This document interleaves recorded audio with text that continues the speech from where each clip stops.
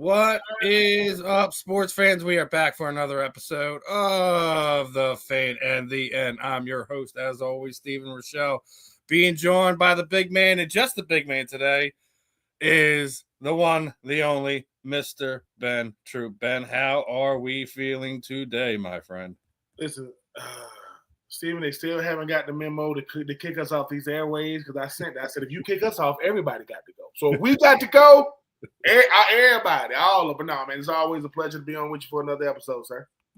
It's always fun catching up with. There's always stuff to talk about in the sports, yes, regardless if it's people of our own personal team, the national news. We got lots and lots and lots to talk about. Yes. But before we get into that, as always, on every episode here on The Fan in the End is brought to you by Fight Wax. Fight Wax is the ultimate skincare defense for athletes in all active lifestyles. Helps treats cuts, swelling, scrapes, and abrasions, rejuvenates and restores stressed skin.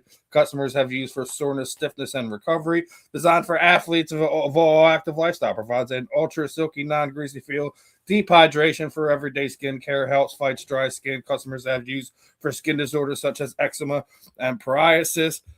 And guys, when you are going to Fight Wax, make sure you use that code STF15FW. Get 15% off your order. Treat that skin. Treat that skin, my friends. It's the only one you ever get. But not going to get right into the AJ nonsense yet because, me and you both probably have a lot to unpack when we get there. Because there's several different stories inside of that story. But about a year ago, we had a former Eagle, former Miami Hurricane on, Christy Jones, right? We were having a conversation about the coaching and stuff like that. And he said here that he felt that John Gruden gave up on Randall Cunningham way too soon. Well, here's the thing about that, Ben, is they talked to John Gruden about that recently, about his time with. And what did John Gruden say? That he screwed it up. That he admits to making mistakes when it came to how he was coaching Randall Cunningham. How he went about his time there with Randall. Obviously, once you get out of a situation like that, obviously you can take notes what I could have done better, what he could have done better, et cetera, et cetera. But I think it just shows you really the type of person that John is, that he's like, I messed that up. Even further, like it doesn't show in that quote because I read what was actually said, like didn't use Randall's strengths to the best of his ability, was trying to make him a pocket passer. Mm-hmm. Can't do that to a talent like Randall Cunningham. No. And there is ways to kind of do it within the scheme that you're doing. Like, hey, like I don't want you to just pull the ball down and just start running because we're doing. You design things off of that on top of it. Like, yeah, there's going to be times things break down and Randall's going to have to ad-lib things. But if you give him the opportunity and scheme your way into a thing that gets all the guys running downfield and having Randall come and run behind that in that day and age would have been lethal. If John would have just taken 2 minutes and just put that ego and pride and everything you've been taught aside, because sometimes those are your best coaches, right?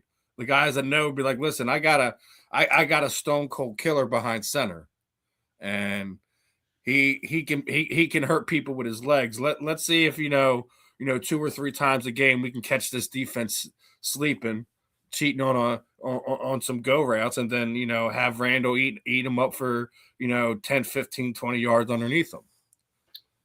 So what does it say to you when you see John Gruden basically said, I messed up my time with Randall Cunningham? What does that make you feel? It says a lot about, as a person that got coached under John Gruden in 2008, his last year with the Bucks before he went into Monday Night Football commentating. Then he went to the Raiders. It says a lot about him because it says a lot about him from two ways. One, as a coach, he's saying, dude, I had who everybody wanted. Like if you're a quarterback's coach, you're thinking, if I just had a dude that got legs, that got arms, that got athleticism, that got improvision. They got IQ. They got the pocket awareness. He had that times 20, and I'm the one that trying to make him fit something. Like, dude, he ain't these statues. He just looks. He fits the bill because 6'3", 6'4". But here's another thing I got to give him. As a man, he's admitting fault publicly. Like, I was wrong. Randall still was the player he was in spite of me. Like, that's how good he was. Like, in spite of, because I don't think Randall Cunningham wanted to do all the antics. He was saying, dude, y'all don't know what I got to deal with this dude. Y'all see the sound bites. Y'all see the mic'd up, and I think John Gruden should have his LLC should be called Mic'd Up. This dude was built how he is naturally. But you see what John Gruden is. John Gruden is a football junkie. John Gruden is a guy that loves football, loves quarterbacks. And I think he looked back on it now, he's saying, talking to all, because John Gruden get to talk to all the quarterbacks that's coming into the league. Yep. I think he's like the coach guru of the quarterbacks. I got you. But I think these quarterbacks over the years, you talk about Cam Newton, Lamar Jackson, Jalen Hurts. He's saying, dude, like, y'all remind me so much of Randall. Like, some of y'all got some of the quality. Some of y'all got a little more. But he's saying, hey, Randall, what he's really saying is, Randall, I'm sorry. Dude, I was young. You were young. We were very alpha male guys that didn't want to budge. Randall, you worked extremely hard to be in this position. I worked extremely hard to get to this position. And because neither one of us wanted to bend, it's like, all right, I'm going to respect you, John, but I'm going to play my way when I get out there. And John Gruden is saying what a lot of people don't want to say, man, what if?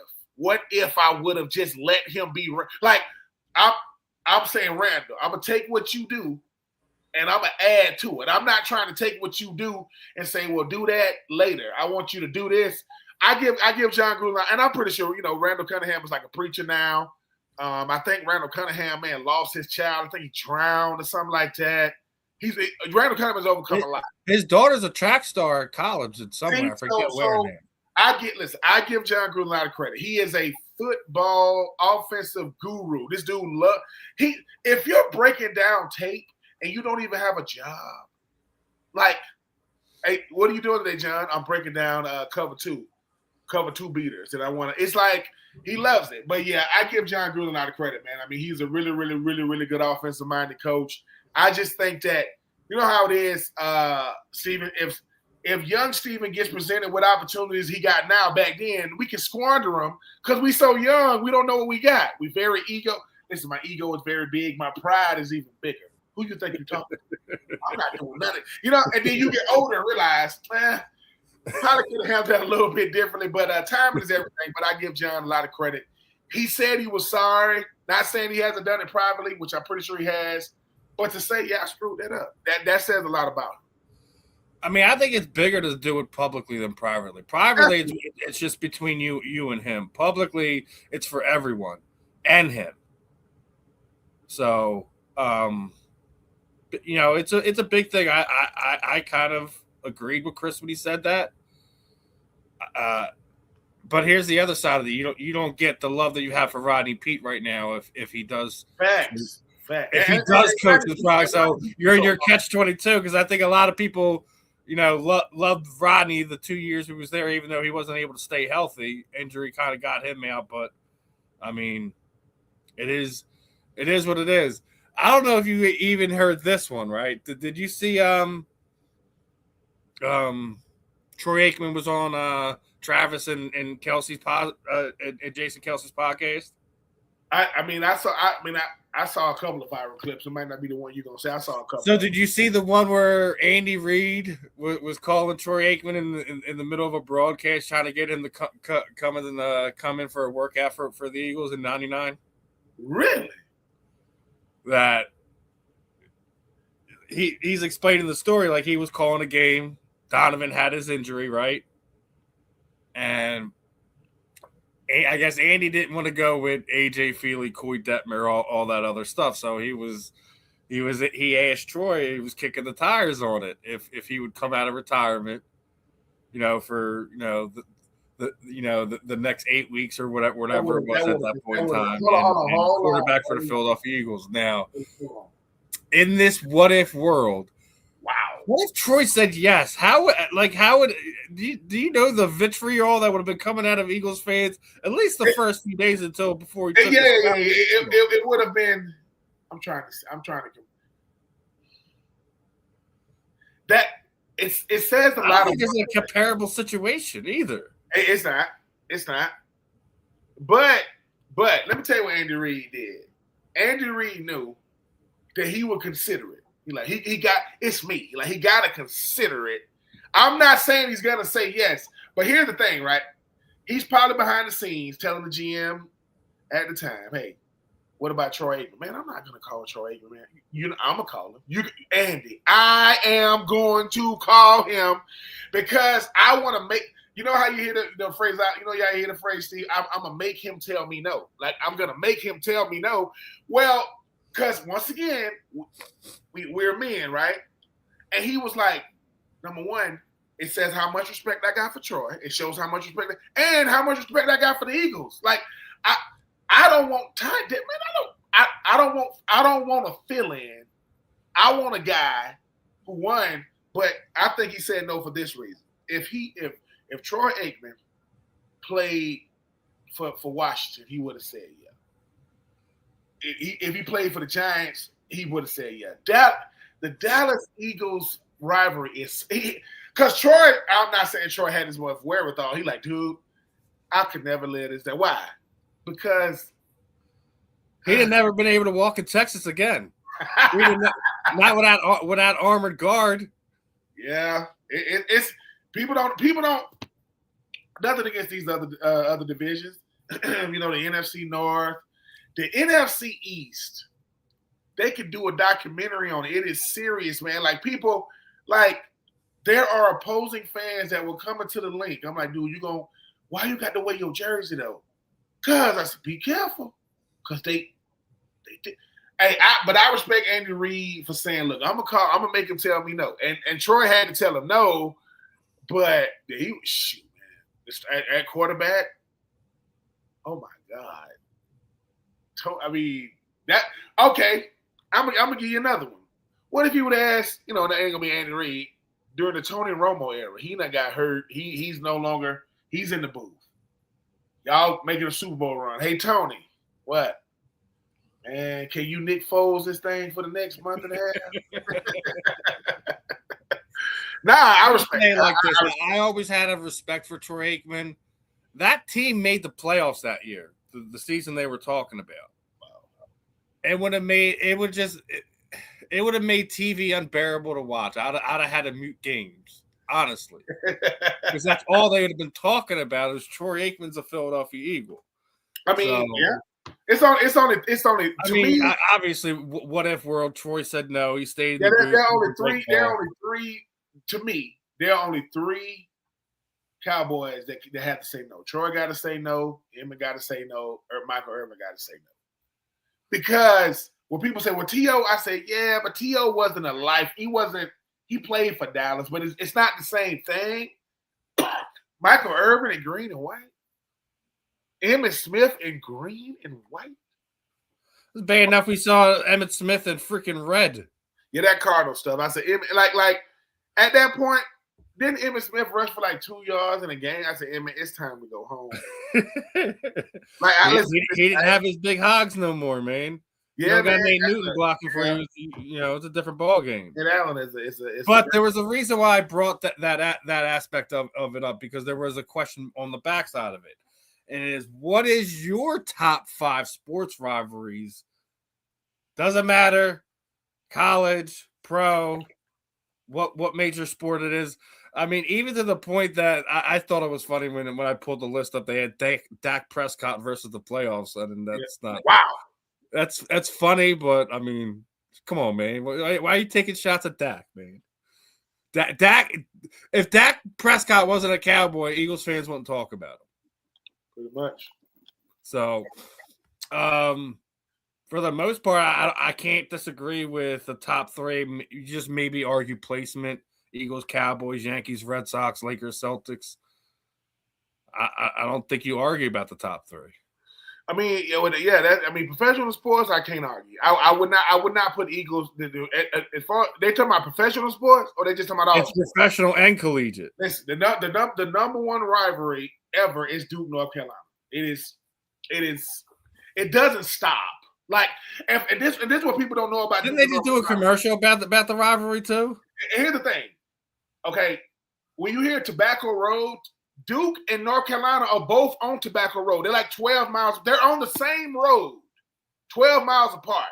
So you got, quote, the rich kids at Duke and the suburban kids, you know, in North Carolina, whatever they want to. Duke, North Carolina, so the Yankees, Red Sox. It's a beautiful rivalry. It's because you got the evil empire known as the Yankees. They are the evil empire. And you got the Red Sox, who they in Boston. So, you know, it's like you can hate them both. Like, can't stand Boston teams, can't stand the Celtics, can't stand the Red Sox, can't stand Boston College, right? Orioles, none of that. And then you got the Yankees. I think that's, to me, college rivalries are always going to be the rivalries for me because it's not necessarily based on who's won more national championships and things to that. It's Ohio State, Michigan is nasty. Like, they don't mix, man. There was a commercial back in the day that a Michigan dude and an Ohio State chick were like together. They was kissing. And it was like, without a college rivalry, this wouldn't be disgusting. Because that was disgusting to watch. Like, come on, man. You could have found anybody. Your lady go to Ohio State, you go to Michigan. Did you not vet this lady? Like, what are you doing? You haven't seen the newer commercial, right? So it's a State Farm commercial, right? And you have guys gonna go meet the girlfriend's family. He's got his Duke basketball jersey on and pulls up to the family, and they're all wearing the North Carolina Blues. Liz, oh yeah. Close the door on them. Close the shade down that has the Tar Heel logo and all that. My listen, in no particular order, my top 5 rivalries, and I'm gonna get biased, and I'm gonna give you the real number 1. Duke, North Carolina, number 1. Yankees, Red Sox. I got Florida versus Georgia. Cannot stand each other. Can't stand them. Ohio State, Michigan. Auburn versus Alabama. That's my top 5. But the number 1 rivalry in all of sports is Army versus Navy.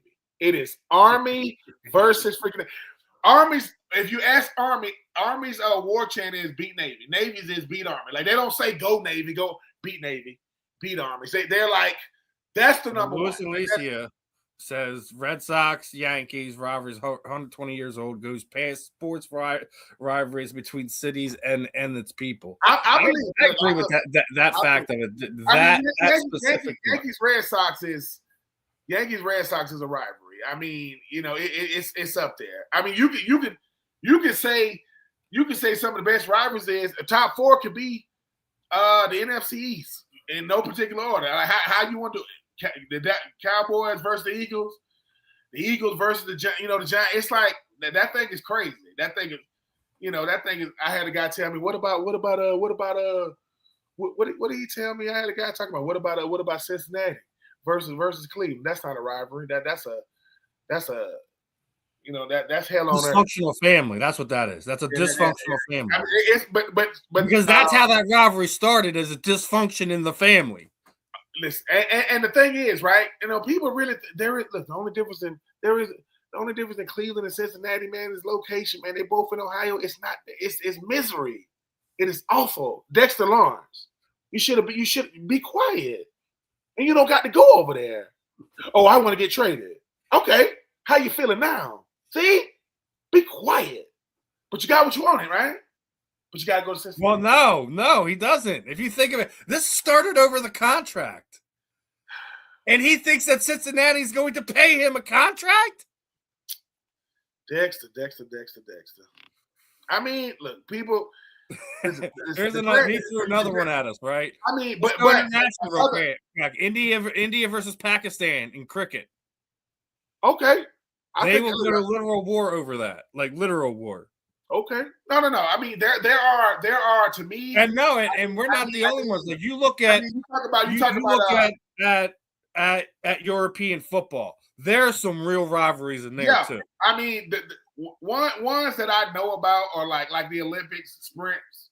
When you talk about like Jamaica versus America in the sprints, both male and female, 4x1s, 4x4s, the 100-meter, 200-meter, stuff like that.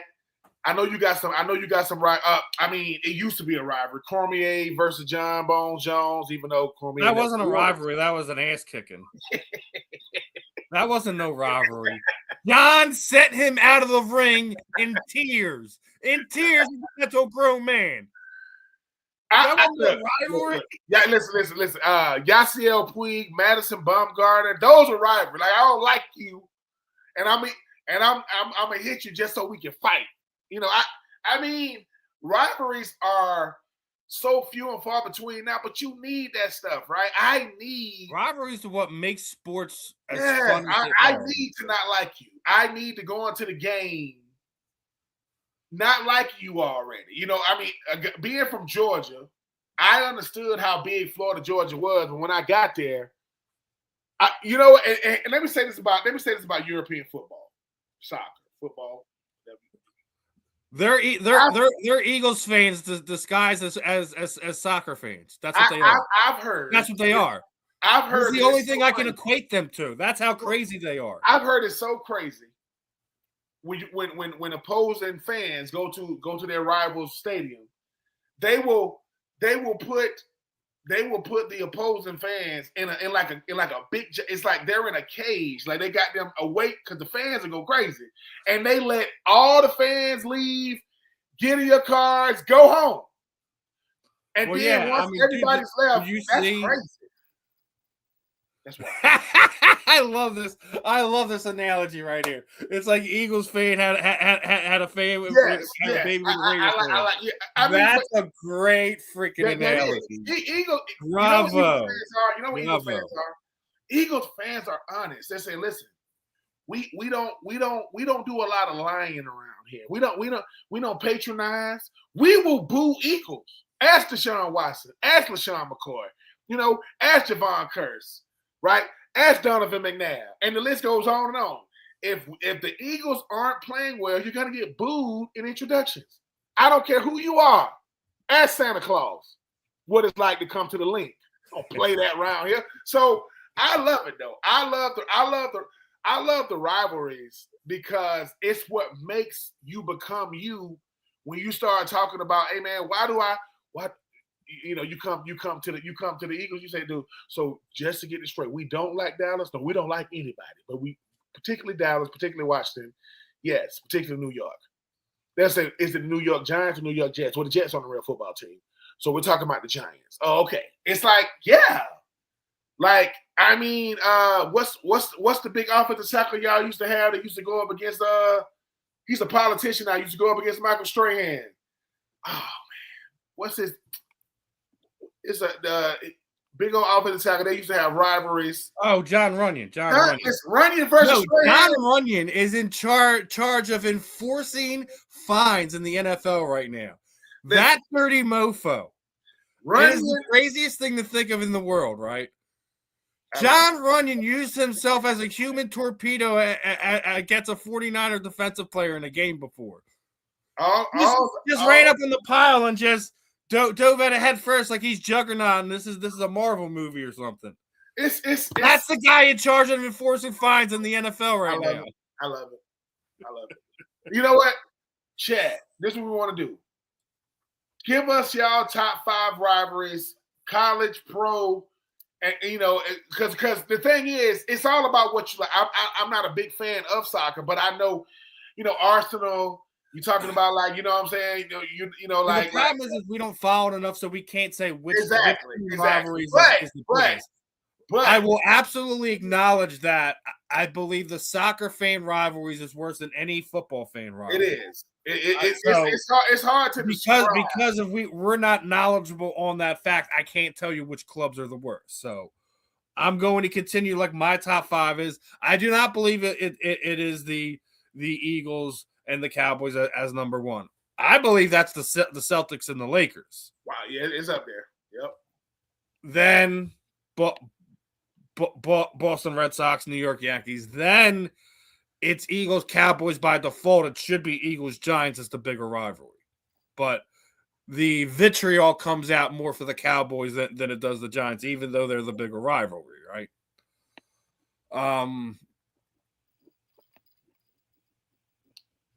It's gonna have to also go down to college football, and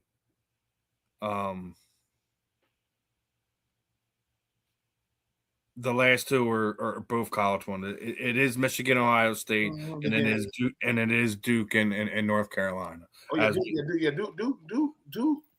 I mean, the thing about it, North Carolina hasn't won a championship in a while. Duke hasn't won a championship in a while. You can't tell them that.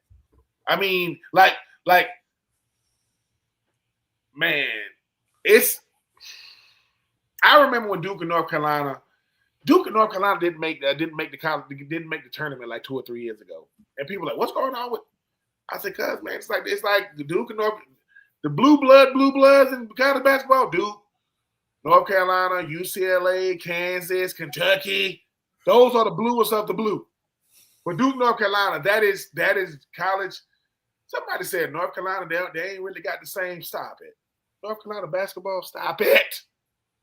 What you mean they ain't got the same? What are we doing? The Yankees ain't won a World Series since 2009. You can't tell them that. You can't tell Aaron Judge. They stole that one from us. They stole that one from us. I'm still mad at 09. I'm still mad at 09. Man, I'm telling you, baseball rivalries are real. They don't not enough bench clearing brawls that I would love to see. I need more. Not all the time. All the time. But I think it's good because look, the reason why I know I couldn't play baseball, you're not hitting me with a baseball and I'm just gonna run the first. No. You hit me, we scrapping. It ain't gonna last long anyway. And here's another thought. You are only allowed to grab, right, your teammates. You don't get to grab. Don't run out there from the other team grabbing me so I can't hit your teammate. I'm going to hit you. Don't get off me. He just hit me with a 98-mile-an-hour curveball, man. That hurt. You know what I'm saying? It's going to hurt if somebody hits you with a ball if it's going 10 miles an hour. This thing was going 90. I'm supposed to go, and then after the game, I got, my side is like swelling up. No. Every time a catcher catch a baseball, there was powder or whatever, dust coming out that freaking glove. And I want to know, does a catcher use the same glove all year long, or does it get worn out and you have to get a new one? They probably have to use more than one for the whole season. But yeah, I like. Depends if you got like Randy Johnson throwing or something like that. Randy Johnson obliterated a freaking bird. The bird was too close. That poor dove. It was a dove too. It wasn't like a seagull or something. It was a dove. If you ever want to know, of all the birds, a dove. That bird went to heaven. They're like, man, how you get here? I got hit by a baseball. How? Man, flying too low. I was just flying through this stadium, hearing all this noise, and next thing I know, I just saw a white light. All I heard was, bam. Love the rivalries, though. I am here for the rivalries. I think I agree. I think they have like a rotational, of a few of them, like 3 or something like that they typically use. Some of them, remember, baseball players are superstitious. They may even have ones for specific pitchers that they work with. Yeah. So I agree. I think there's more than one. I don't think you can make one make it through a baseball season. It's just too many pitches. It's too many pitches. I will poke some fun at my Phillies though today, because y'all Braves beating us in a series in Citizens Bank Park for like the first time in 5 years. Y'all ain't looking so bad this year, and we're looking like white hot garbage right now, because guess what? They still can't hit the lefts. This lineup still can't hit lefties. The whole lineup. It's the thing about the Phillies. Like, the difference in the Phillies and the Mets is this: people expect the Phillies to figure it out, which they will. People would expect the Mets to Met. I don't care if it takes Mets the lost last 9 straight so far this season. 9 straight. I mean, baseball is. Listen, the NL East is about as wacky as it gets when you talk about because it's like you talk about now. Next thing you know, listen, can't hit the broadside of a barn, and then you can't do this. Then you can't. The pitching ain't there. Then the bats ain't there. Then the defense ain't there. Then people say, "Oh, do you got to?" I don't like in baseball. They say, "Get rid of the manager," but you still got the same players. Get rid of him. No, I agree. I think Rob Thompson's running scores. He was only supposed to be a stopgap after Girardi got sent out of here. Okay, let's be honest about that. And somehow endeared himself to the front office and the team. He's not making those difference making decisions, interactions that gets guys believing. And I don't think this team believes them anymore.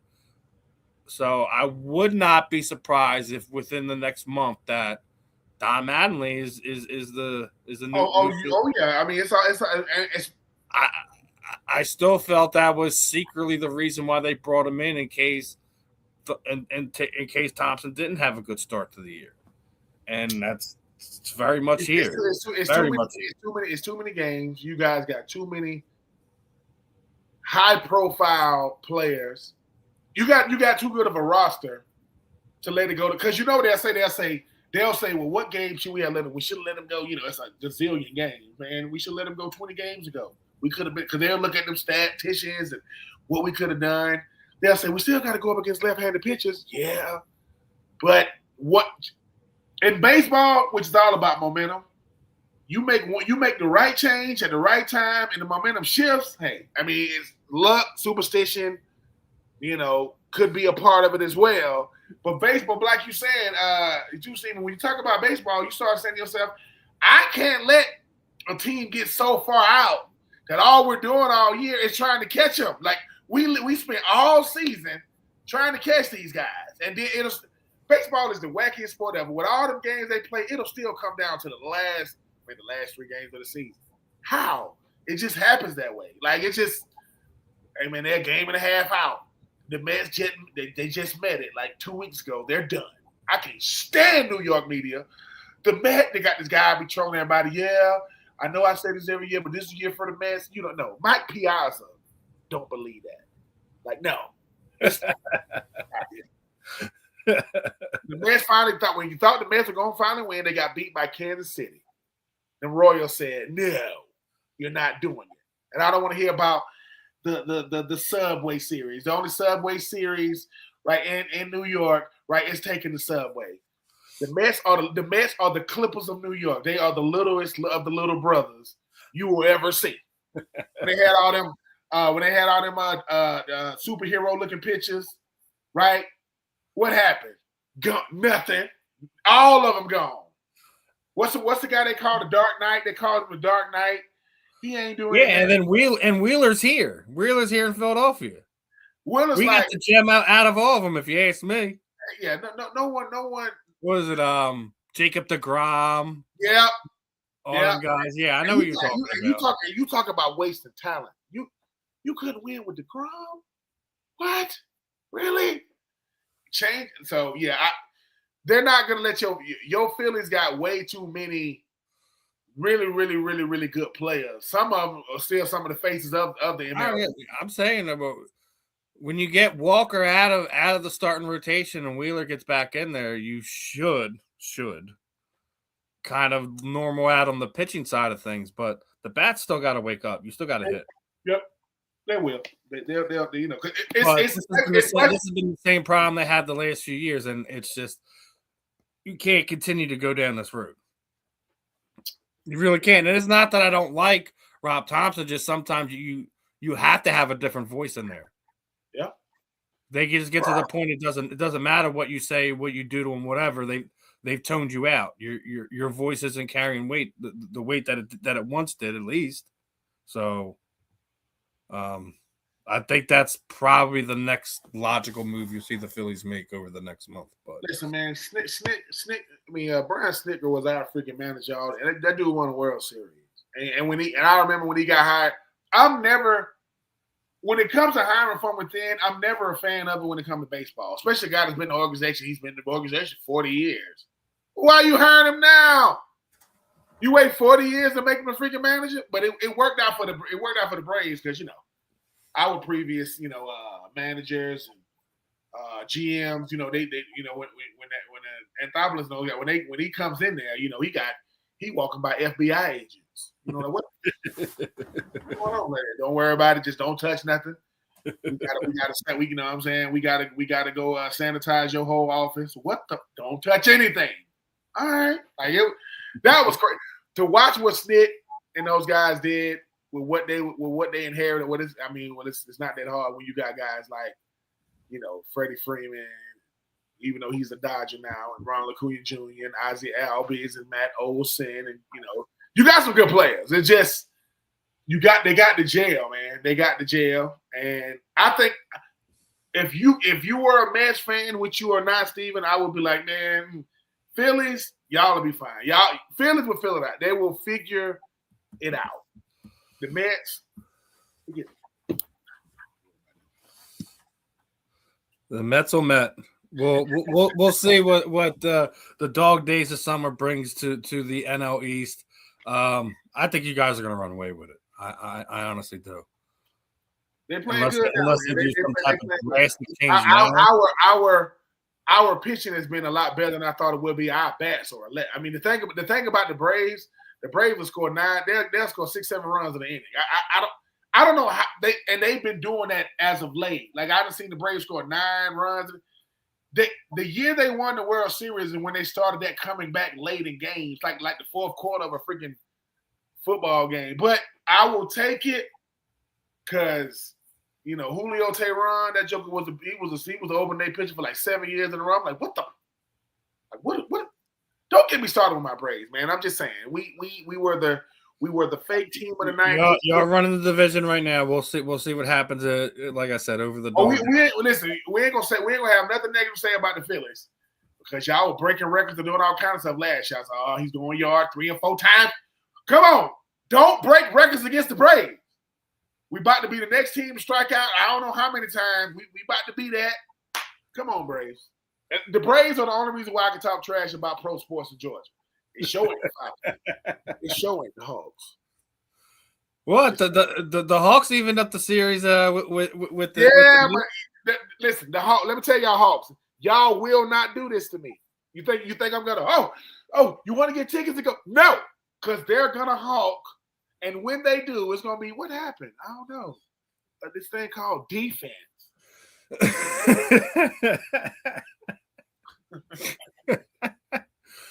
Oh, man. That being said, Aldous Garcia has been spot on for the Phillies so far. He's been spot on.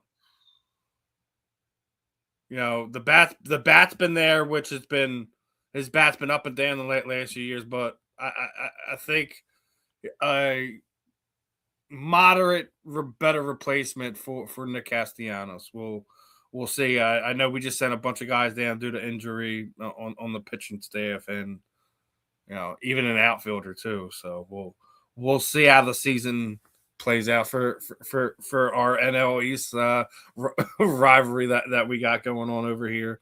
But we brought in basketball. We were just talking about basketball, and after the first game, I think a lot of people here in Philadelphia were using that phrase that they're done, right? And the Philadelphia media was also doing that. Then there's no chance, and it's a lazy take. It's a lazy take because if you look at how they played the Celtics this year, they're 3-3, and the series is tied at 1-1. Now, it don't matter if you lose by 3 or 30, a loss is a loss, right? Yep. But the way they bounced back last night, no Joel Embiid.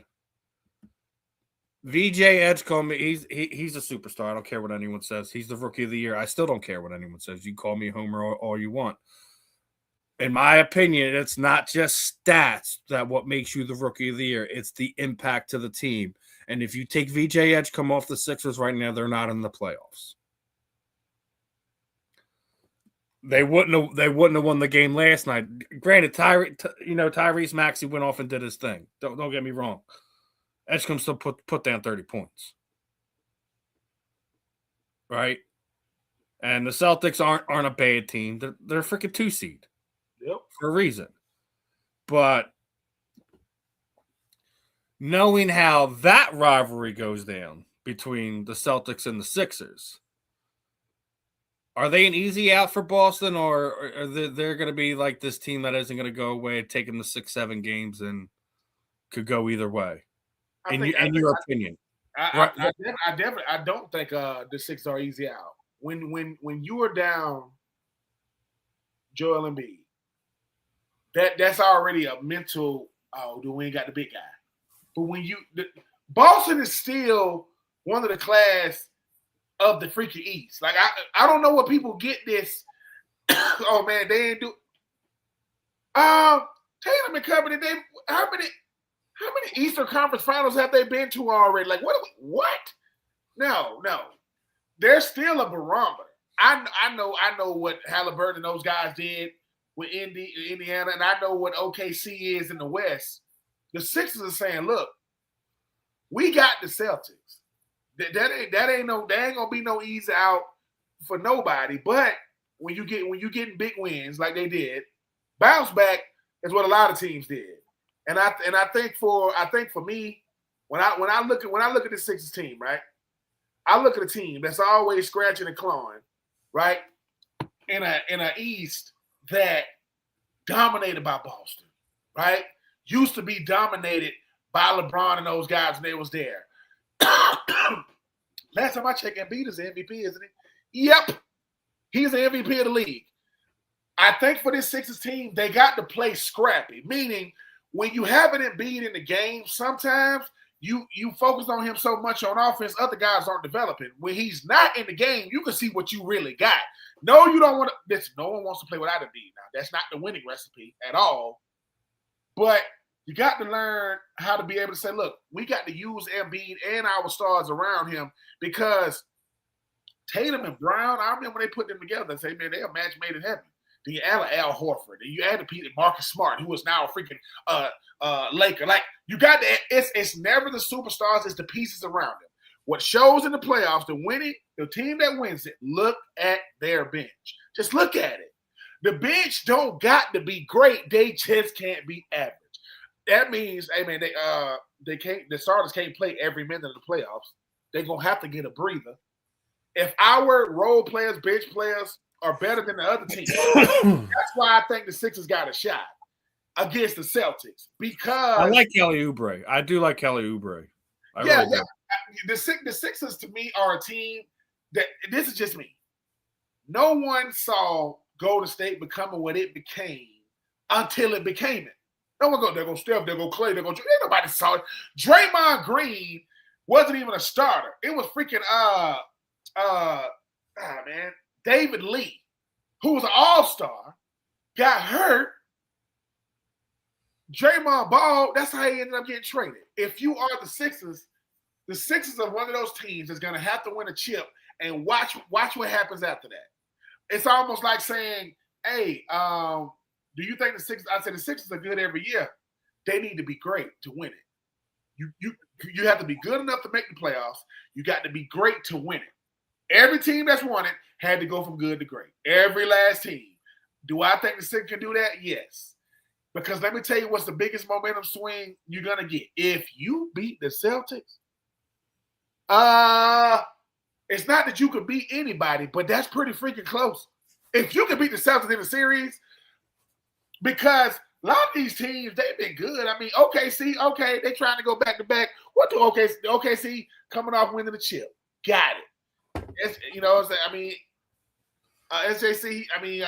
might win. I mean, SGA, he might win the MVP again. We got it. If you are the Sixers and you find a way to get past the Celtics and you breathe, you go, hey, dude, you know we just beat the Celtics, right? Yeah. No. That is the freaking Celtics. And you notice this, right? Beating the Celtics in any era is big. You can go back. You can go back. Don't give me that. I don't want to hear that. Oh, it's just the Celtics when they lose. Don't give me that nonsense because it's not like that when the Celtics win. So if you are the Sixers, I don't want to. I mean, I would love to have had an easier opponent in the first round. I'm not gonna say that. I mean, yeah, I'd love to have an easier one. But we should have. What were we talking 2 weeks ago? We were talking it was going to be an Atlanta and Philadelphia playoff series, and then the Sixers doing the Sixers thing. Joe has appendectomy the whole 9, so we wound up finding ourselves from the 6th seed to what to in a play-in situation. Yeah, and some people were saying they should have dropped the first game to better their matchup. I'm like, no. You don't run from anybody. Yeah. I agree with you. Ideally, no. You don't want to see the Celtics in the first round of the playoffs. But I think you look at both the major sports playoffs that are going right now, if you're a Philly fan, you got to love the matchups regardless because it's rivalries. It's rivalry time here in Philadelphia. We got the Boston Celtics. We got the Pittsburgh Penguins. We'll get into hockey in a minute, but you don't want the easy route, and I agree. Like, regardless, if you knock the Celtics off, regardless of what happens moving forward, it's still. But the other side of that, if either one of them loses, it is the worst season they've had in the past 10 years in Pittsburgh or in Boston. Yeah. Well, it is the worst beating. Not just because you get ousted in the first round, and 2, you get ousted 2 in the first round. That's the other part of that. And before I switch off of basketball, we're talking about, some of our superstars, right? You see your boy Bronny, right? He is 24-0 when they go up 2-0 in a series. We like to do we do be hard on LeBron here on the fan of the year. We do. I'm not going to act like we're not, but I also make sure that when there's something of note to talk about LeBron that is on the positive side of things, I'm gonna bring that up too. We like to tear him down about he's never going to live up to the shadow of Michael Jordan. I don't think anyone is. Unless you find somebody that goes perfect in their championship runs through the playoffs. That's the only thing that's going to change that narrative about Michael Jordan. Michael Jordan didn't have the greatest playoff record because he didn't have great playoff teams when he first got in. He was dragging them to the playoffs. But the fact that LeBron is 24-0 when going up 2-0 in a series is just a testament to who he is. It really is. It's LeBron, listen, no Luka, no problem. Because LeBron has said, I have seen and been through every scenario known to man in the playoffs. From taking a Cleveland Cavs team that shouldn't even made it to the finals to going to Miami and solidifying my legacy by going to 4 straight, winning 2. To then going back to Cleveland and bringing them to our first and only. You're never going to win it again, Cleveland. I don't care. Chip. To then go to Los Angeles and win in the bubble. To still be a starter in year 23 at age 41. And I'm giving you quality minutes. I'm giving you quality production. I mean, yeah, basketball is soft. It is extremely soft. It is extremely. But that's because of what we've allowed as the consumer, as the onlooker, as the enthusiast. I don't think we allowed that. That's come above stuff our pay grade, man. Oh yeah. It's Adam Silver. It's load management. It's letting superstars who aren't hurt decide. Winning 2 with D Wade but yeah. That's Michael. That's LeBron's legacy. If you really no, LeBron. His time in Miami is his legacy. LeBron going to Miami with D Wade and Bosh, who were all in the same draft. LeBron was number 1. I think Carmelo was number 3. I think D Wade was number 4, and I think Chris Bosh was number 5. That's all the same draft, by the way. 2003. LeBron understands this. His legacy is on the line every time he steps out there because he knows we're going to judge you for every year you're out there. Every time you're out there, we're going to judge you. When Bronny subbed in the playoff, and 21-year-old LeBron and 41-year-old LeBron. Like, dude, this is nuts. What's going on? And hey, I will say this: we didn't miss AI until AI was gone. The advice guy is just going in on Bron right now. He should not have did that. Well, what do you think he should have done? I mean, listen, I'm not LeBron's biggest fan, but with everything that was going on, he shouldn't have stayed in Cleveland. He shouldn't. That changed the trajectory of who he was going to be viewed as an all-timer. LeBron, to me, LeBron did what KG and Ray Allen did when they went over to Boston. They said, dude, do you see this? To pair up with Paul Pierce. I'm not mad at them for that. LeBron shut that whole thing down. They did the Celtics beat the Lakers to win it? Yes. LeBron shut all that down. Hey, dude, I don't care about y'all big three. So much so, freaking Ray Allen went to the freaking Heat to pair with LeBron.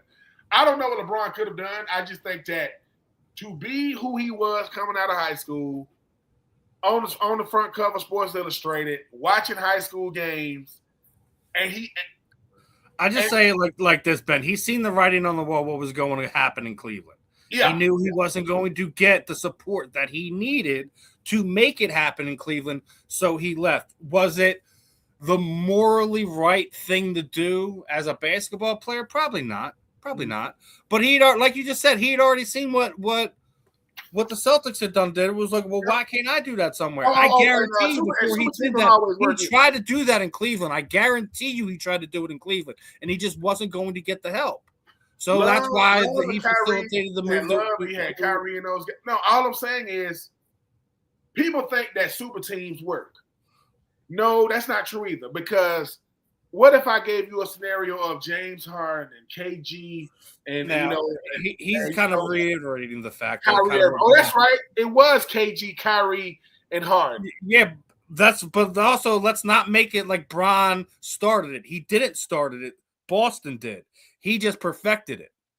Right? Yeah, I mean KG. I agree with what the advice guy is saying here. Like that. Like we don't like the super teams. Yeah. We don't.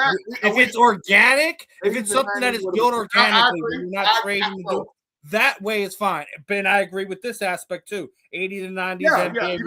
You know why? You know why the 80s and 90s was the best? Because that's when you had big men that who killed the momentum in the NBA. It ain't load management.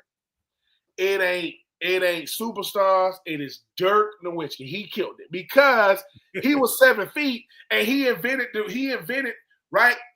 Oh my God, man! Like everybody wants to be like this like wing player, man. I don't want to be a big player. I don't want to. That's why Joel Embiid shoot threes. That's why 7-foot centers are out there at the 3-point line slapping their hands together. When David Robinson and Shaq and Hakeem and Alonzo Mourning and Patrick Ewing, when those guys was playing with their back to the basket and you had to play that, that's when I liked it. They wanted to play. Yep, they did. That was everybody aspect of that era. Yeah, everybody want to hang out. Everybody want to hang. Look, this is what we do. Did you know that when when Magic Johnson got invited to Larry Bird's house for them to do the commercial when they had the Converse, they said that Larry Bird was ready to play one-on-one for real. Like he didn't know. No. This is just a commercial. So they go do the commercial. Larry Bird is inviting Magic into his home. They're eating. They play the next year. Magic, who has a very more outgoing personality, says, I get ready to go up to Larry and say, what's up, Larry? And say a word to him. Dude, did we just do the commercial? We ain't listen. And Bird was like, dude, I'm friendly. I'm not your friend. I got to play against you, dude. I know how good you are. I'm not going to let you get me out of my – and I think that's the thing now is we can be friends or we can do commercials together and make money, but – dude, I got to be able to dislike you. I want to take your head off.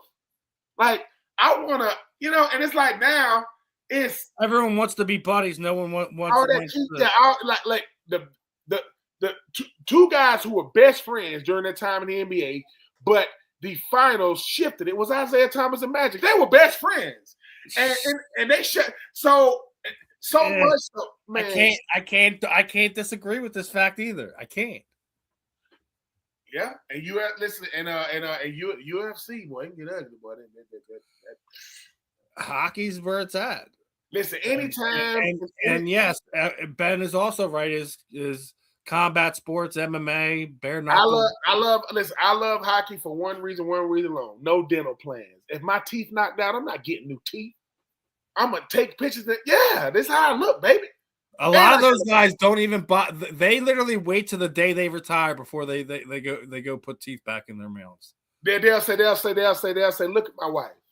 Yeah, we good over here. And I know the money got something to do with it. It ain't just my personality. Now, but I got a beautiful lady at home. Now I think we're done dumping on basketball, but let's be honest. This is basketball's prime time right now, playoff time. But the problem with that is that you're going against hockey, and there's always something fun to be held and on that hockey situation. You know, I was already talking about it with you last week, but what the kid is doing right now, Porter Martone. He is, obviously, we're talking about he hasn't played 20 games in the NHL as a whole. As a whole, right? Mm-hmm. His first 2 playoff points are both game-winning goals in game 1 and game 2. The kid's 19 years old. He should be playing college right now. He's now the 6th youngest player in NHL history to record a goal in each of the first 2 playoff games. Okay?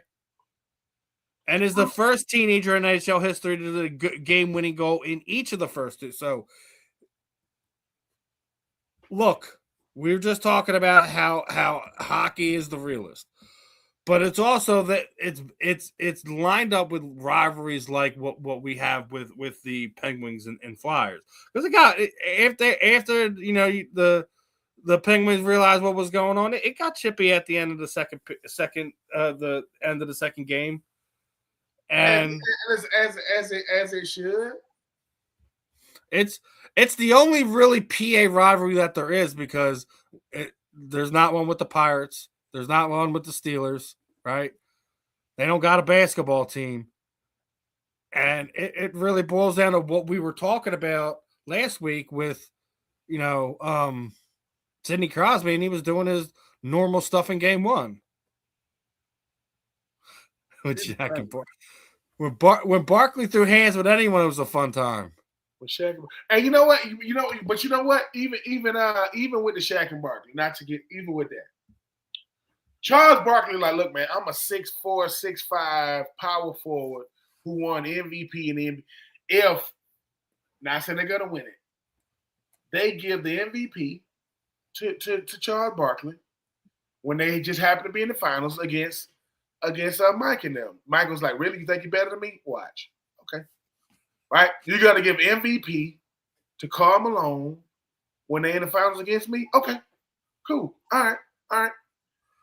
And I don't know anybody who think like Mike. He's going to do something to make you, get under your skin or whatever. But Mike was like, hey, man, I am a pro's pro. Like, I'm a dap it up with you. We can go to the casino. We can go have dinner. But when we get to that game, I don't get that part. Like, I used to love playing up against my former teammates, right? Because I want to have bragging rights against my former teammates. I'm not, and obviously before the game, hey boy, stay healthy. After the game, hey boy, I love you, stay healthy. During the game, I'm trying to F you up. Straight up. Like I'm trying.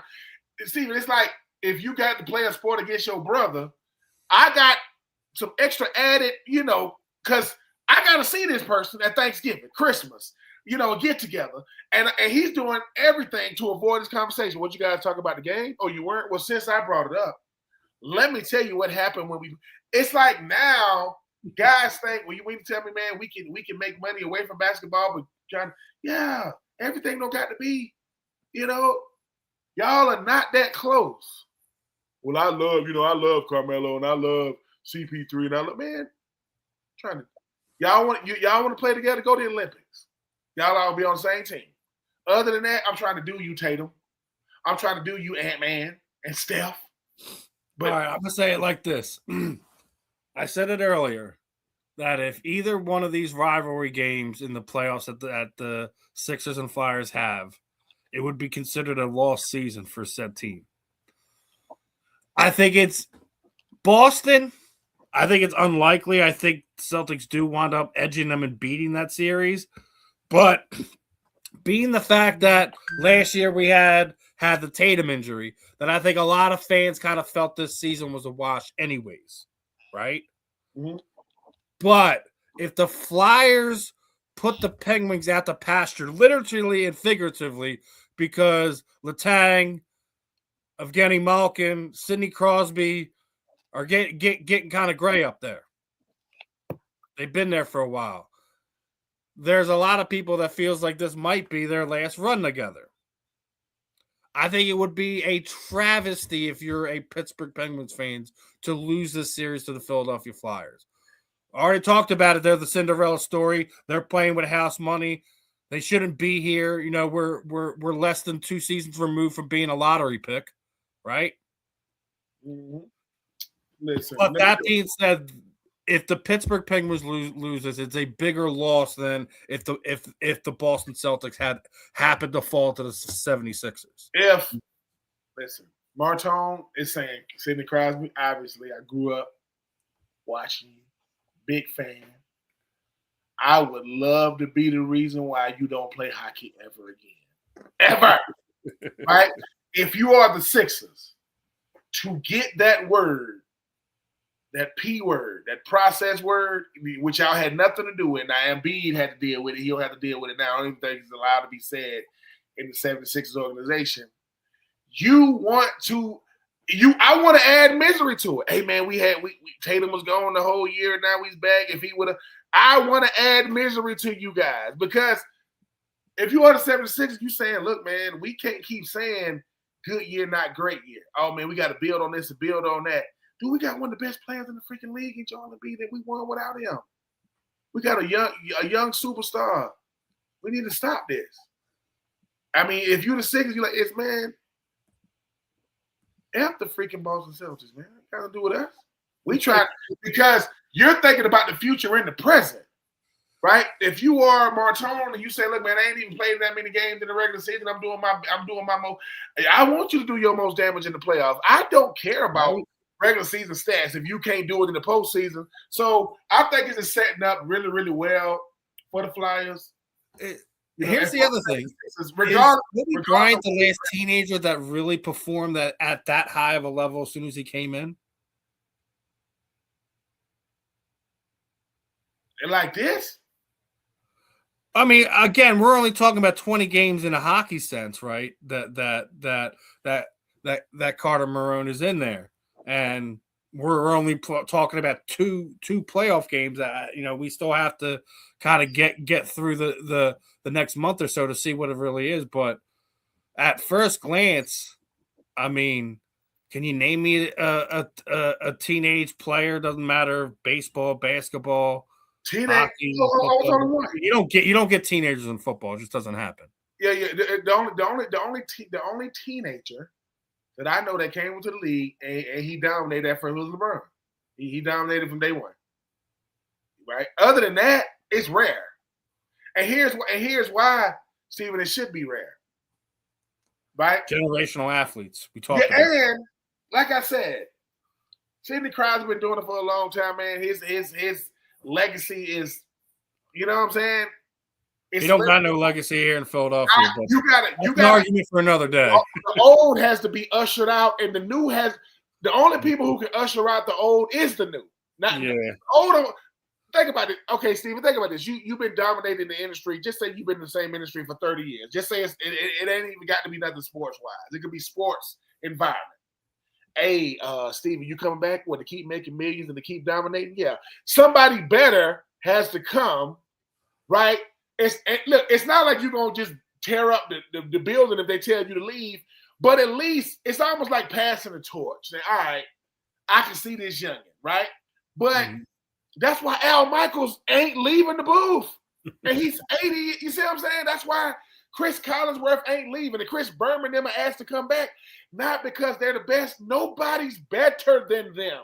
Even with all the people we got now, even with the Tony Romos, that's why you got Joe Buck. That's why you got, Troy Aikman. I'm just saying. I don't know if it's the nostalgia value or just like I think there may be other aspects where people are better than Chris Berman, but I just think like if you're ever having anyone breaking down scores of games or anything like that, it's Chris Berman. Chris Berman has to be the guy, right? Yep. And it's not just a familiarity thing. Like nobody outside of Stuart Scott found the niche for himself in that area. And I get what you're sitting there saying. What you're saying is when you bring guys back like that is because it's not just because no one's better. It's just also because no one's found the way to make themselves separate from what Al Michaels did, what Chris Berman did, et cetera, so on and so forth. We still haven't even gotten somebody to do what John Madden used to do. And I was going to say, John Madden, it's like this. Well, he's the goat of goats. We're talking about Chris Berman and Stuart Scott and John Madden like they're on the field. These are the dudes talking about the game. They're that good. I mean, and that's what I'm saying. When you have longevity in anything, it's not because you're good. It's because you're great. You can't be there that long being all right. You got to be upper echelon, right? We know that Gretzky is him. Like there are certain people that it is subjective when you call them the great. And I think our generation is Alexander Ovechkin. Not Sidney Crosby. Without a doubt. Like, without a doubt. The reason why it's not Sidney Crosby is what we talked about last week. It's how he plays the game. And no. I'm gonna tell you two more. Just like what separates Ronaldo from Messi? Messi won a World Cup. No, it doesn't matter how you feel. I love Ronaldo. Does Ronaldo have a World Cup? Nope. Does Messi? Yep.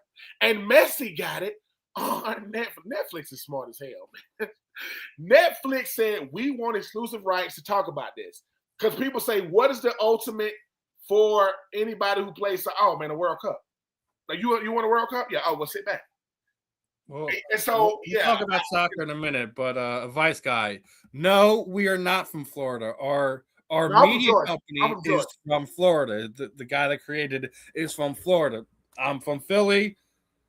Ben's the kid down in Atlanta, and we just two crazy guys talking sports. I know a lot about Florida. Haven't played college football down there, and I haven't played in the NFL down there. Haven't lived down there. I don't know everything about Florida now, but I do know the most famous county in the state of Florida is Duval. Right, that's the most famous county in there. Or at least it's said the most. And loud colors, dreads that can hang, that look like a lion mane, gold teeth, some of the wettest paint you will ever see on a ride. Conch fritter. I don't know if they eat conch like they used to. And love their city. Wherever you're from, your county and your city in the state of Florida, they love it. And North Florida and South Florida is North Florida, Central Florida, and South Florida are three totally different regions in the state. North, Central, and South are two totally different. But yeah, man, I know a little bit about the FLA. You know what I'm saying? But yes, I represent. I would say this: the best high school football in America is probably played in Florida. The best high school football per capita in the state of Florida is played in Georgia. And I will die on that per cap because Florida is twice the size of Georgia. And Texas, California, you know what I'm saying? Them the two biggest states, not named Florida. Per capita, if Georgia wasn't as big as Florida, it wouldn't even be close. But I'm off that high school. Because Florida do got really, really good football, but y'all got like 4,000 high schools. Something stupid. It's ridiculous. How many high schools they got in the state. Just saying. You said it's in Dade County. Born and raised in the county of Dade. Dade County might be the most famous. Now, getting back to some football related stuff.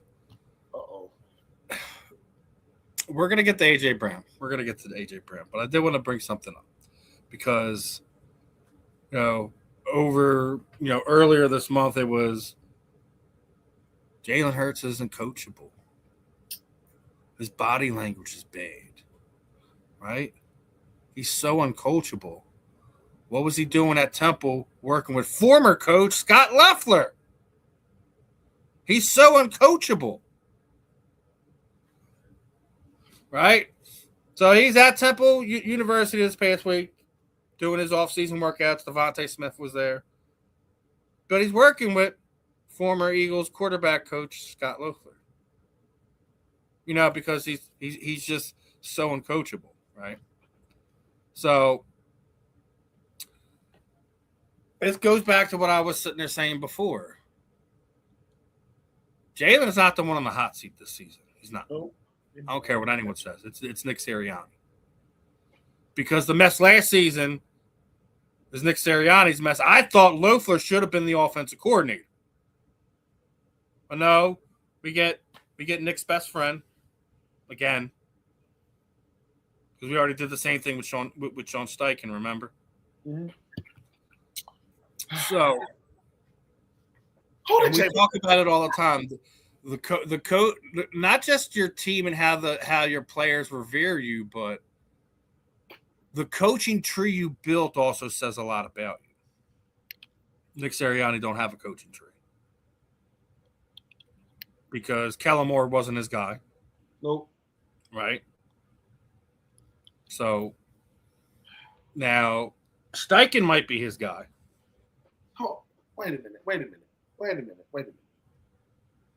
Who is it?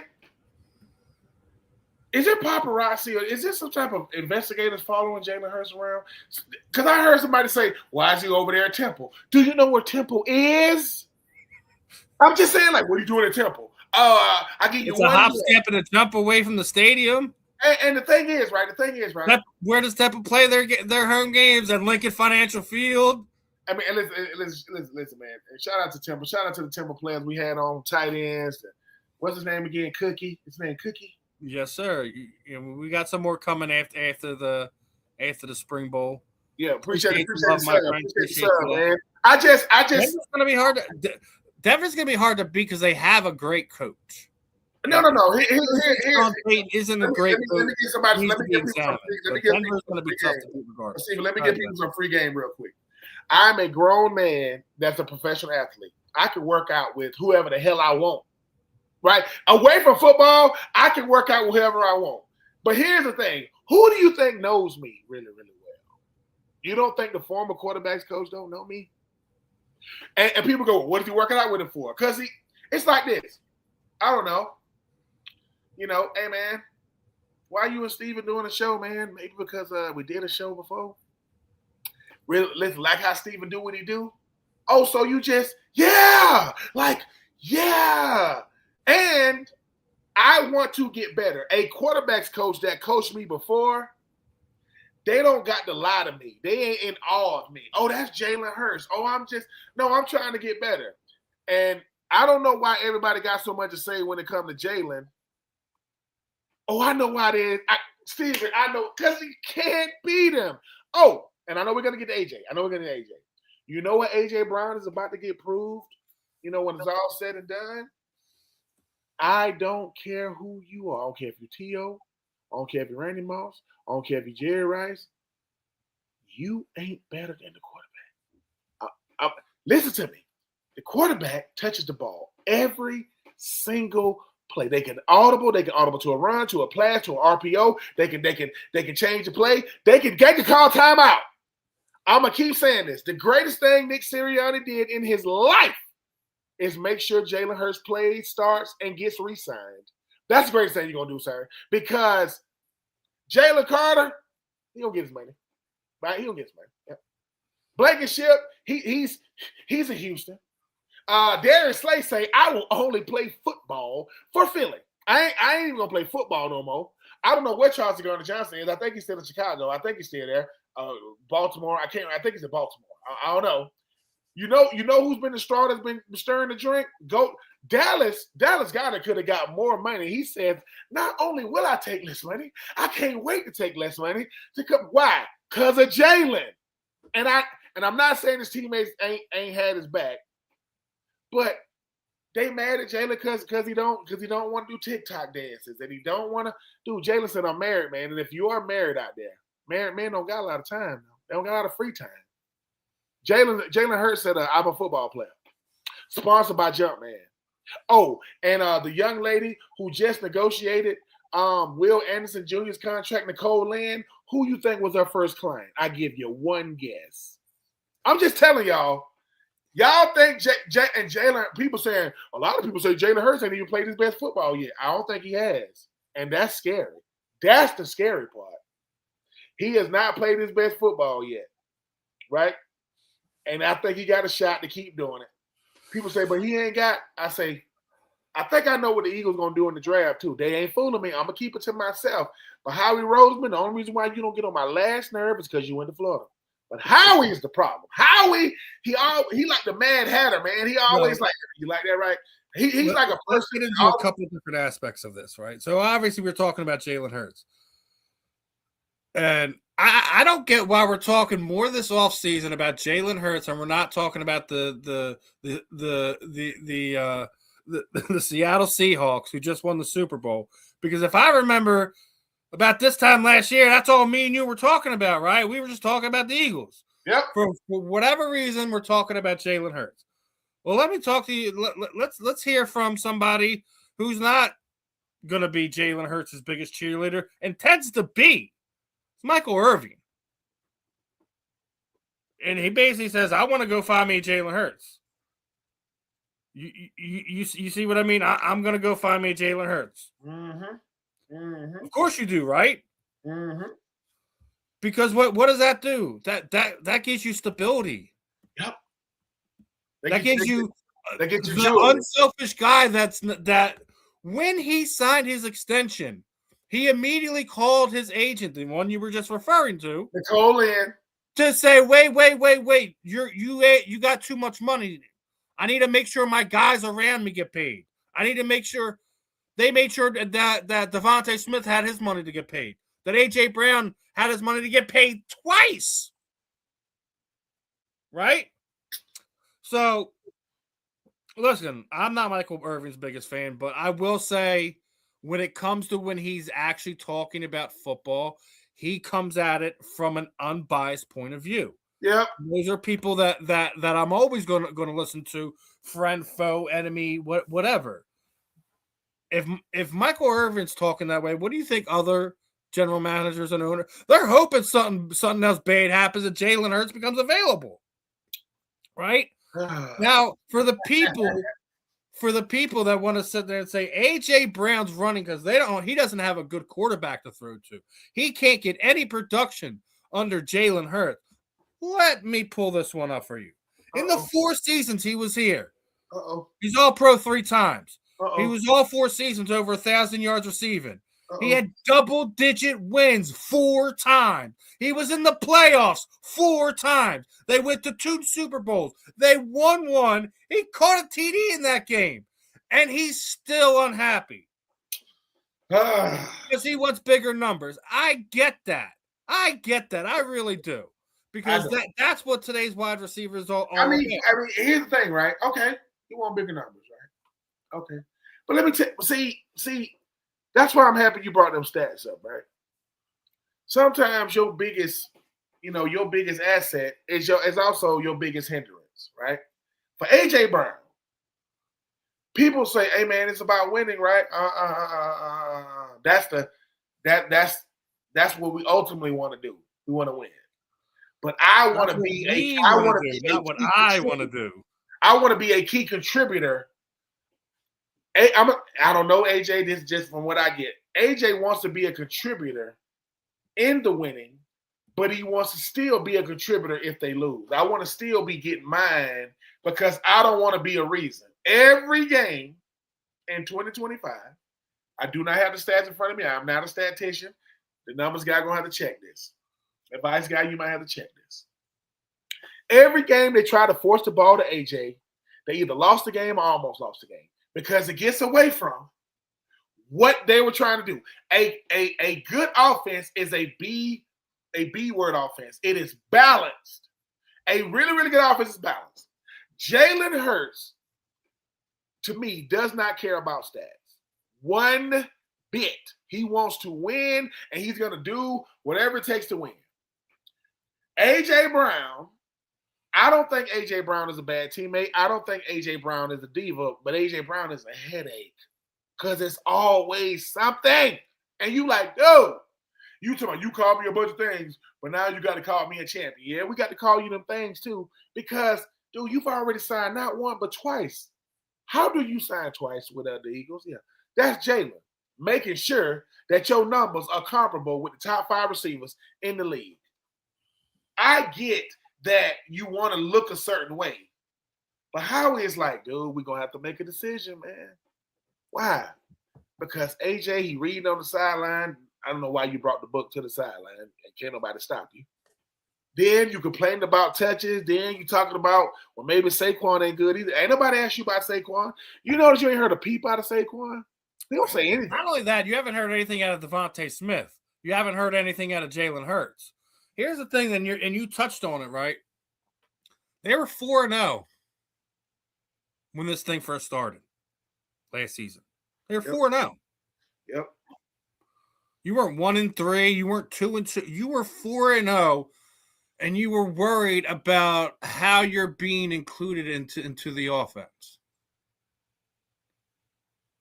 And it was like from that point on, there was 2 different sets of how the offense ran. Yep. The way AJ wanted it ran, the way the team wanted it ran. And you can't deter me from that fact. I was talking about it Monday. Let's be honest, Ben, if we pointing fingers, right? We pointing fingers. AJ had a lot of drops last year. And he had his biggest drops in the biggest game of the year. But it wasn't just one either. He had 3 crucial drops in that game that probably would have had the Eagles at the very least, in a divisional game at the very least. What was his media not? So your media availability was none avoid because you got up out of there. You got a lot to say, right? Seth Jordan have a lot to say about all this. But what I'm saying is that's the part. That we were talking about it. He's that common sense man. That's what Seth Joyner is. Well, and I will say this about Seth. He calls balls. He calls strikes. When you're doing well, he's giving you your flowers. But he's saying to himself, wait a minute, the guy that got a lot to say about everything, even stuff that don't really go with what we're talking about, all of a sudden is missing in action when you don't play well. Because now, once again, we literally got you to rock. We made it a point to get you to rock, and you dropped it. Now we got investigations. Now we got tampering. Now we got Adam Shepard. There's not going to be any. There's not going to be investigation. There's not going to be any tampering. And you brought me right to it, brother. You brought me right to it because how is it? We talked about this last week. How is it we going to rake Diana Rossini over the coals? Yep. But we ain't even going to look at Mike Vrabel a little bit. Not even a little bit.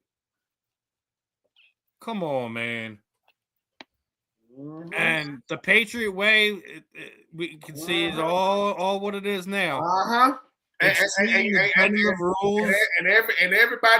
everybody thought, man, Mayo. You bring him in there for one. You bring him in there for one season, and you get rid of him. Yeah, maybe he didn't want to do things like that.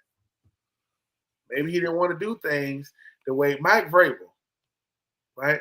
You bring in Jerod Mayo. That first round pick yesterday was garbage. Yeah. Here's my thing about that too. Listen, man, stop playing in my face.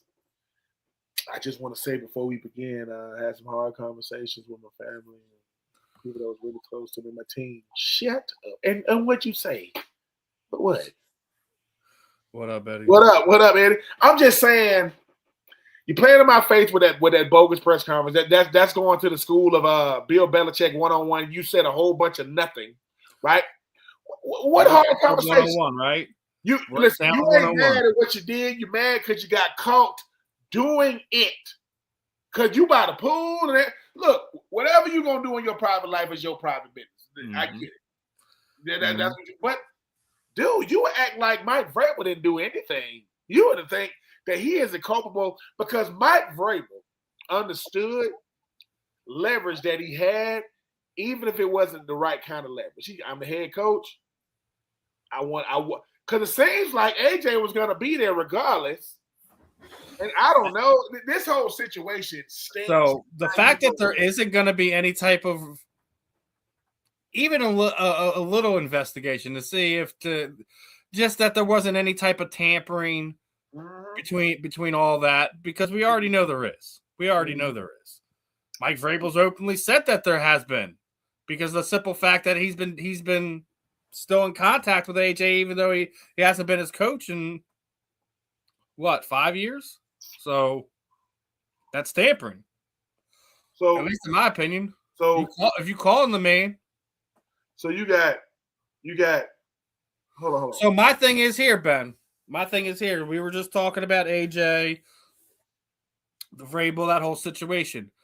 If you're Howie Roseman, do you do a 30-team call sheet where the Patriots are left off it and just see what's going to be offered to you? Yep. I think just got to spike, because at this point in time, I'm not sending him there. I think that's where you start. I'm not sending him there. I think that's where you start, because here's the thing, Howie. I don't know what type of principles or rules and regulations or protocols that Howie Roseman goes, but I'm pretty sure it's top notch. I mean, he is the best GM in the NFL. It is not close. It is not close. I think Howie Roseman is saying, all right, now I got the cards. Everybody know that we gonna get, and it's what we talk about all the time, Steven. It's not, right? Is he tradable? It's what can I get for him? Well, AJ, you can get a lot for him now. Say what you want about it. He is a top. Listen, he's a top five. Top five. He's top five. I don't think anyone can argue in the league. Like, boom, top 10 at the worst. Top 5 at best. Howie goes, all right, what we want for him? And hey, Patriots, yeah, since y'all trying to, it's like y'all trying to strong arm us with Adam Schefter and Rossini, and because if you don't think Robert Kraft has that much juice, being one, Jerry Jones is the most influential. Robert Kraft is right behind him, if he's behind him. You want that bad? Yeah, what you want for him? What you want? Well, you want him, right? Y'all done went through some limps. I'm talking about, whoa, you want that bad? What's up? Well, we was thinking about a fourth. No, sir. No, don't even. I'll say it like this. I think the only time you take the first off the table is if it's for a comparable high-level starter. Like, all right, for argument's sake, we were talking about last season, we were talking about Myles Garrett, right?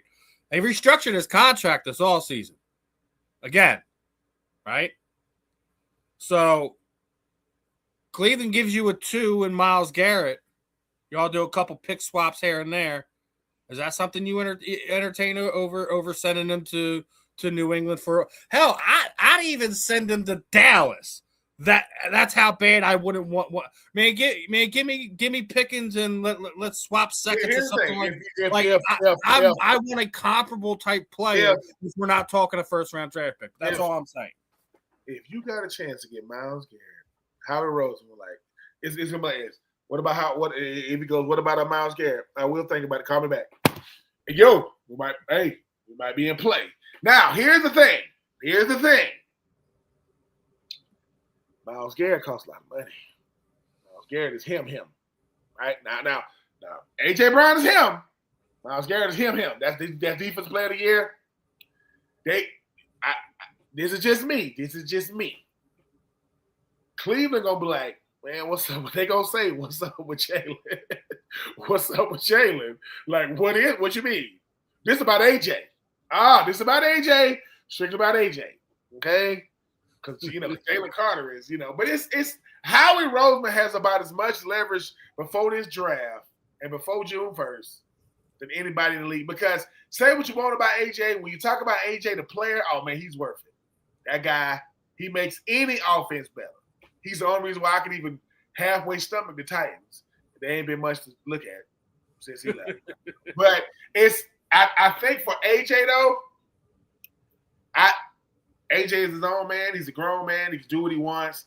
I don't like the podcast circuit. Like, I don't like trying to, because you don't got to do that. Like, he can do what he wants, but come on, man. Like, number one, when the cameras go off, I'm like, dude, what are you so mad at? Dude, you don't like playing for Philly, dude? Like, you know what I'm saying? Like, what are you so mad at? Like, well, I'm almost going to guarantee now that his seminar that he's going to do at the end of June ain't going to happen. I'm going to go on record now because remember what happens when he was doing the same thing when he was in Tennessee. What happened? Canceled it. In fear for bodily harm because how the Titans fans were taking the trade. Yeah, right? Well, you think it's going to be any different here? That is the one thing they ain't being talked about. Like, Vrabel know he effed that up. Like letting AJ Brown go was the biggest goof because he's letting ego get in the way. Because people are like, dude, he's your best freaking player, not named Derrick Henry. You gotta let him go. Your three best players are gone now. Derrick Henry. Well, you had four. Derrick Henry, AJ Brown, Jeffrey Simmons, Kevin Byard. The only one still there left is Jeffrey Simmons. So he's trying to he's trying to have a do better, not a do over. Hey man, I kind of messed that up. Well, dude, you journalists, I mean, pictures, relationships, tampering, spying. So you got Deflategate, you got Spygate. What is this? Is this AJ Gate? Is this Rossini Gate? Is this the Flood Gates? Like, what is this? And everybody that thought that Vrabel was going to come back and say, no, we're going to do it the Patriots way. Mm-hmm. What does that mean? That means cheating. That means doing something that we're not going to get in trouble for outside of, public scrutiny and the court of public opinion. I'm like you, though, Steven. I don't like the fact that these coaches or this coach can play in our face. You got journalists, you got anchors or whatever, journalists. They resigning. You doing a fake, lifeless, Bill Belichick inspired press conference. Like, dude, what is it? I don't care about your somber voice. I'd have some hard conversations. Stop lying. And no hard conversations. You still, because here's the thing. If what Adam Schefter said is true, AJ Brown is going to be a New England Patriot by June 1st or after or whatever it is. The other 30 teams should be saying to themselves, so why should we have to play by the rules again? Like, why should we have to do things right again? If they're openly doing it, you got to. Diana Rossini didn't work for the Athletic. She's openly doing this stuff. I don't like some of the other fallout stuff that's happened on top of that, right? Because it puts a lot more things in question outside of what we'd already talked about. Well, she holds, MVP votes, Coach of the Year votes, Rookie of the Year votes, right? Mm-hmm. She votes on that. So how is that not viewed on a skew as well? And then you get retarded comments and then more people getting fired because of their response to what Diana did. You get this freaking knucklehead, Peter Rosenberg, who says that people are attacking Diana because she's hot. Stop it. Stop my God. Let me stop it. She's a 3 a.m. leaving the club hot. She's not hot. You know what's crazy? You know what's crazy about that though? Let's just put something to bed real quick. ESPN, Fox, The Athletic, all these major networks owned by who? By men, right? Okay. Men can hire who they want. Men or women, they can hire who they want. What's the likelihood of the young lady, if they hire them, being attractive? Very high. Nothing wrong with that. Nope. But to say that people are attacking her because of that, like, come on, like, what? So that is not even the worst thing to happen after this. I mean, I think that's me and you already talked about, like, some of the people that were initially reaching out, like, oh, they would hire her, and it's just telling you where some of these guys' minds were at. But then you even have people who are in the business speaking their mind, and they were let go. So we had Chrissy Ford. Her exact comments is, "We know who you really are. We know what you've been up to for years. So, so much determination to, in women in sports, have done things the right way. All of us know what she's been up to, from fighting with reporters in the Chili's parking lot, hooking up with married coaches, everything else. And it's almost all certainly true. It was the worst kept secret in NFL reporting for a while. And then her employer, USA Today, fired her over those statements. So why are we silencing voices? You know what that young lady gonna learn is she wasn't wrong for what she said, and if what she said was true, shame on these networks. Care so much about perception. So let me get this straight. Diana Rossini was doing these because Skip Bayless then came out and said he's worked with Diana for a long time. He's known of the type of things she's been accused of, right? And he said, but I didn't. He said, I didn't say anything because that's her business. That's what you want to do, but that's not going to affect how I go about getting my stories or my features or whatever. Let me tell you what people don't like, and I'm gonna say this loud and proud. People don't like the truth. People getting fired because of the truth. So let me get this straight. We can sit with this lie, and she's an attractive young lady. What she's really saying is they gonna think I'm doing that. They gonna think that's me. Every time I want to get a feature, they pulling me to the side. What you gonna do for? Ask you questions. What the hell you think I'm gonna do? That and Steven, it's like me. It's like the kind of stuff me and you talk about in this industry. We ain't gonna name no names. We ain't gonna call nobody out. Same thing like when we had Megan on here and saying what her first big media company experience was like. And for people that be thinking, wait a minute, Ben, wait a minute, Steven, people be doing that. Hell yeah! What? I hate to say this, but the most men that are in position of power are the lowest form of scum that we have on this earth. And look, and if you don't like that statement, that probably fits you. And look, we're talking about if someone is offended by it, that means you've done something to exactly. I don't like the fact that she got fired. I don't like the fact that she got fired.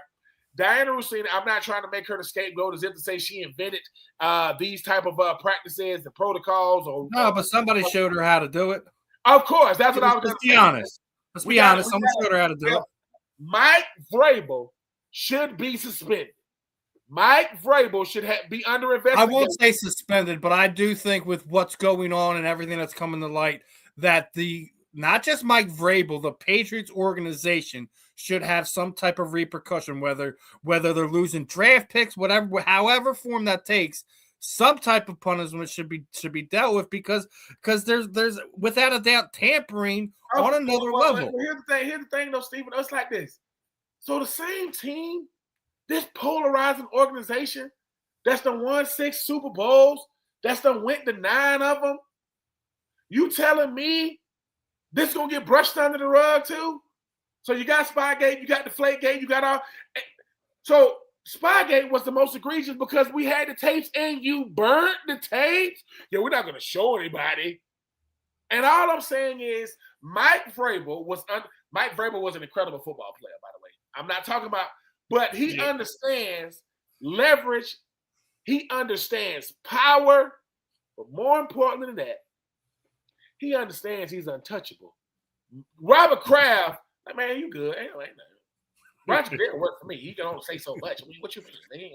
I don't. That's the part I don't. Diana Rossini, I am not condoning her practices. I ain't coming at that lady.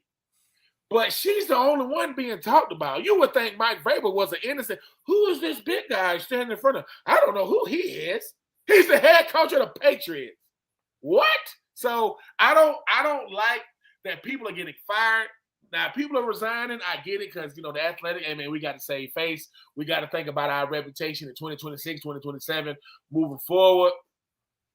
But also, this whole Mike Vrabel situation is Mike Vrabel. Let me help you understand something, sir. If you're gonna come out with a bogus press conference, man, just keep that secret. Just talk about the players. What was that? What was it? And here's the thing: people saying, "Well, they had a private investigator taking pictures of her." He don't got no picture. You think them the only pictures he took? He saw him doing the whole. Yeah. I said, and if it ain't nothing to see, ain't no pictures. There's another part of reporting that I took offense to this week, right? So we had the WNBA draft come up recently, right? Mm-hmm. And one of the players drafted is the team she got drafted to. She's going to be playing with her girlfriend. They have it's a known fact that she's in a relationship. Well, the problem is that the team media basically shut the reporter down with saying we're not talking about those questions. We're not. That's not what we're going to talk about.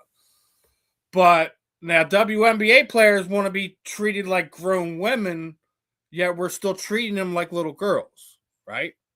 And that was what Emmanuel Ocho's response was to that situation. Now, listen, if we had happened to have, two gay hockey players that two lovers are gonna, it's gonna become a question.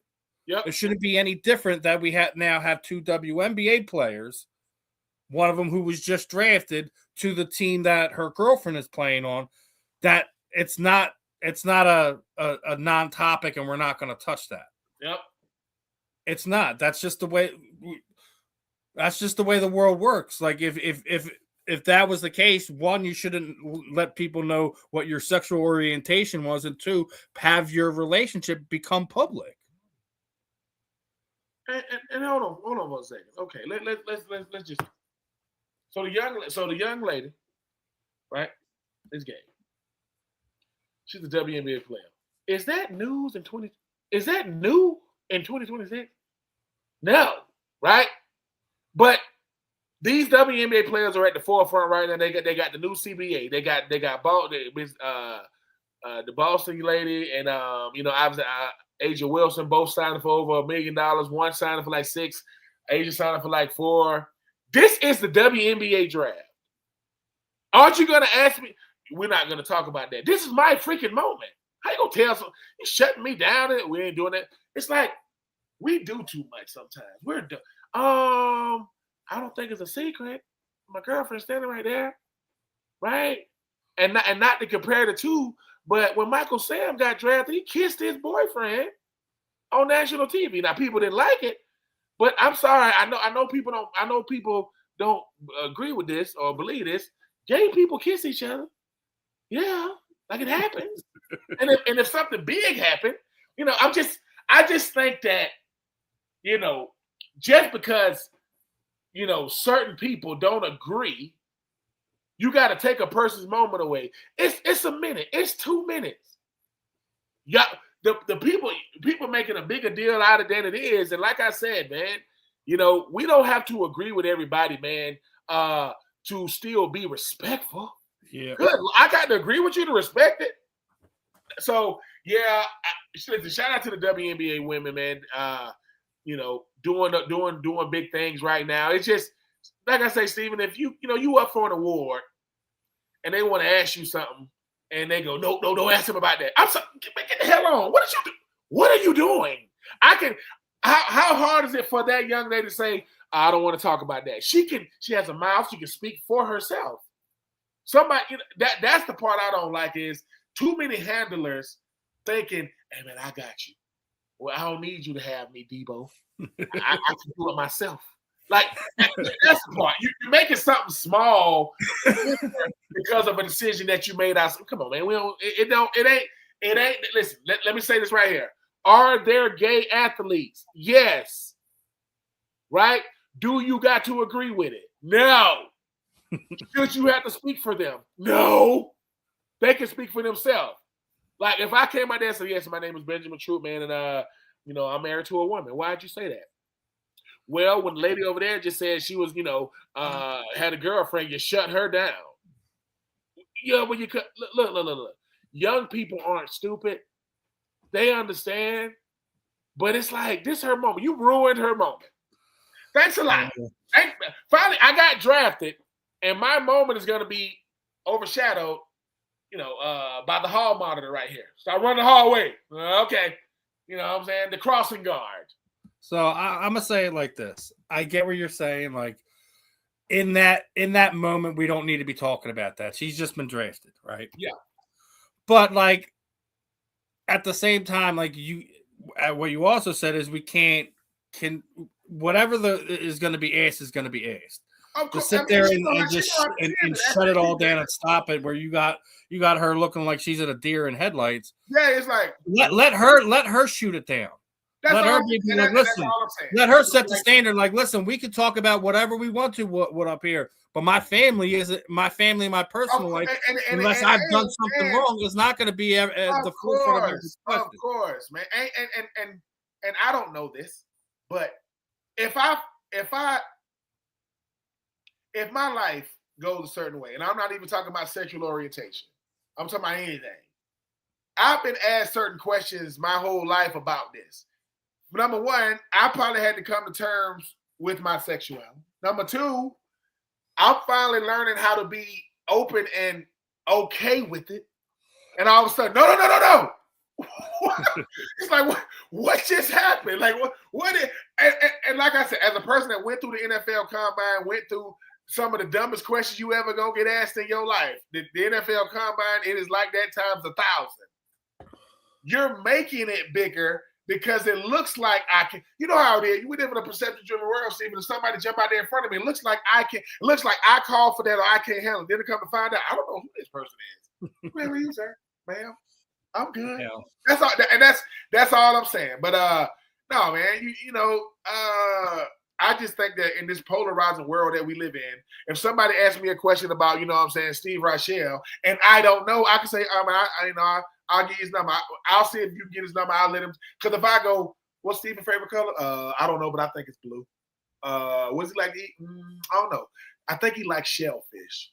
What the fuck? I ain't asked you nothing, though. All I got to do is say, Steven can tell you. Right? Like, he's standing right there, or I can call him. No, we think, Steven doesn't want to talk about that. How do you know? Because I wouldn't want to talk about that. So I don't. We don't do that. Don't make decisions for people because you have a little authority. That's it. That's all. We ain't mad at the person. Right. I'm glad you said that, because we got to talk about the FIFA World Cup for a second. Uh-oh. Because they are trying to run people out of this thing. In New York, a subway to go to the game should probably only cost about $12, $13, right? Well, they're trying to make it where you're paying $100 damn. They're not going to go watch a game. That's ridiculous. Not only that, there is no MetLife Stadium. They're putting a tarp over the sign that says MetLife Stadium, that says New York, New Jersey Stadium. Thirdly, when they're also in New York, they're not going to be allowed tailgating. Well, guess what? Philadelphia wasn't standing for that. Philadelphia put it out there, was saying, guess what? Tailgating is going to be allowed here at Lincoln Financial Field for the upcoming World Cup matches. Y'all can pull that stuff in New York and New Jersey. You ain't pulling it here. So my thing about this is, I get controlling some situations, trying to rake the New York, New Jersey fan over the coals, trying to make him spend $100, $150 just to freaking travel to go to the game, is beyond sickening price gouging thing that I've ever seen in my entire life. But the fact that you are so culturally blind that you don't get how tailgating is going to help your soccer brand, is going to endear you to the local fans. Isn't that the same thing that fans that love international? Yes, fans love anything. Fans that love anything. When they go, go ahead, Ben. No. Fans that love anything, Steve. Think about this. Hold on. Steven, you're on your way to an Eagles game. Just say it's traffic. I don't know how traffic is in Philly. It's probably crazy because it's crazy in big cities. And you finally park, walking through the tailgate. What's up, Steven? It's almost like they help you forget about, man, I'm a little late. Because they, Fly Eagles fly. Why would you not? You don't want to have tailgating for the World Cup? Y'all had a meeting about this and agreed to this, but you're going to charge me $100 to get on the subway? You have lost your effing mind. You are out of your mind. I got to get on in most cities, man, I can get the month pass. So my month pass don't work now? Well, you got to get something different now. So is there going to be a World Cup subway? No. The only World Cup subway that should be at Subway. And that shouldn't be but $6. I'm just saying, we are tripping. Like, dude, listen, if you want to see something messed up, send it to New York, send it to New Jersey. So you're going to have a stadium with a tarp on it that says New York Giants Stadium. That's what you're going to do? You think people coming for the World Cup are stupid? You don't think they know it's in New Jersey? What the man? Come on! Listen, I don't know why New York ever agreed to any of those stipulations, because man, you're some fools. And here's the other thing: like Craig Carton said it on his podcast, and I was pissing myself laughing. He's like, "I'm a married man, but if I seen them Brazilian or Argentina soccer fans running around with their little pasties of their countries on, I might get myself in some trouble." Like, listen, those are the environments that you have at a tailgate, and is what get people involved and excited for your event. When you're trying to cut off your hand to spite your face, the culture want a certain way. Yeah. Man. Like, I mean, that is probably the stupidest thing. And bravo for Philadelphia actually having a backbone and sitting there. I'm just saying. Hey, listen, bro. I don't know why New York, New Jersey ever agreed to those terms. And I'm not letting you cover the name of my stadium. Get out of here. Listen, the Fan in the End is sponsored by Fight Wax. It's also sponsored by the Common Sense Committee. We have to make another. What are we doing? Like, New York. Clip that. Yo, I mean, we are sponsored by the Common Sense Committee. That's what we doing. What are we doing? Once again, me and Steven, we didn't get a chance to make it to New York. When they're having this, they're like, we're not on the table next. No tailgating. Nope. Why would you agree to that? Yeah. Do you let Syracuse tailgate? Yeah. What about Columbia University? Yeah. What about Temple University? What about so you're gonna let colleges, NFL teams tailgate? Yeah. You're gonna let people that do I don't know, like monster trucks when they tear up the stadium, and you're gonna let people that come and do all these events tailgate? Yeah. You're not gonna let World Cup fans tailgate. That's like saying, hey, man, what's on your bucket list? Oh, Philadelphia, what are you going to eat? Oh, a hamburger. No, you're going to eat a Philly cheesesteak. Like, what? No. The only other acceptable answer is a soft pretzel. That's the only other acceptable answer. Listen, the reason why we are the Common Sense Committee, because common sense is the most uncommon thing there is. It is not common at all, because you got people that made it to the big leagues. We got the World Cup coming to America, coming to New York, right? No tailgate. But you can bring us stupidest thing. Now I'm going to absolutely torture Ben. I came across this list of tight ends, right? Uh-oh. And you're going to have to pick one, right? No! You have to cut one of them forever, right? Forever? You have to pick one to lead this group. It's got your boy Penn Coates on there, Kellen Winslow, Shannon Sharp, and Ozzie Newsome. I know you love Ben. You love Ben, but those are three impossible names to take out of there. There's only one player off that list that you basically have to delete from history. Is it going to be Shannon Sharp? Is it going to be Ozzie Newsome? Is it going to be Kellen Winslow? Or are you going to get rid of Ben Coates? Jesus. All right. My favorite tight end of all time is Shannon Sharp. He's my favorite of all time. That doesn't mean he's the greatest of all time, but he's my favorite. And he's like, so long, Ben Coates. Ozzie Newsome, man. Ozzie Newsome, what he meant to the tight end position at Alabama, what he meant to tight end position with, Cleveland Browns, what he's meant in the front office of the Ravens. Kellen Winslow Sr., him and Nick Fouts and those guys, man, blocking field goals or whatever. It's gonna be Ben Coates. That's not easy for me to say because Ben Coates was a hell of a player. But Kellen Winslow Hall of Fame. I think Isaac Newsom Hall of Famer. Shannon Sharp Devin Hall of Fame. I don't know if I don't think Ben Coates Hall of Famer. I just had to make you squirm for a minute, Ben, because I know morally. Yeah, I don't. When it comes to lists, I want to have E, all of the above. I don't want to pick. I don't want to take nobody out. But I will go with Ben Coates only because of who his company is. Ben, you already know I like him big time. Yeah, I mean, it literally was that. As soon as I saw that Ben was on there, knowing the conversations I've already had with Ben, and that was a great point. Ben Coates, I was like, oh, I gotta make Ben squirm for at least 5 minutes. Real tough. Now, last one before we wrap this one up there, I came across this one, and I just wanted to pull this one out. So we're in the day and age where everyone's got a shoe. Everyone's got a style of shoe. Everyone's got a brand of shoe, right? Right? We got, LeBron's, Kobe's, Michael Jordan's, to the fact that even Michael Jordan's isn't even just Michael Jordan's anymore. It's like the Jumpman brand. Yep. So, Shaq had shoes. AI had shoes. Yep. Right? So, that being said, do you feel the market is kind of drowned itself and none of them sticks out anymore like they used to? Because before, you only had less than a handful of athletes that had their own shoes. Yeah. Now we could probably name 20. Right? It's still Jordan. Jordan is still, because Jordan is the one shoe, right, that paved the way for everybody you see. Jordan wasn't before Magic and Bird, but that's when you were trying to do the two coasts. Jordan kind of brought the country together because it's Midwest. Love LeBron, love like KD and all these different guys. But Jordan has his own section. Like a lot of these guys, they're with Nike, Puma, Adidas. Jordan is Nike.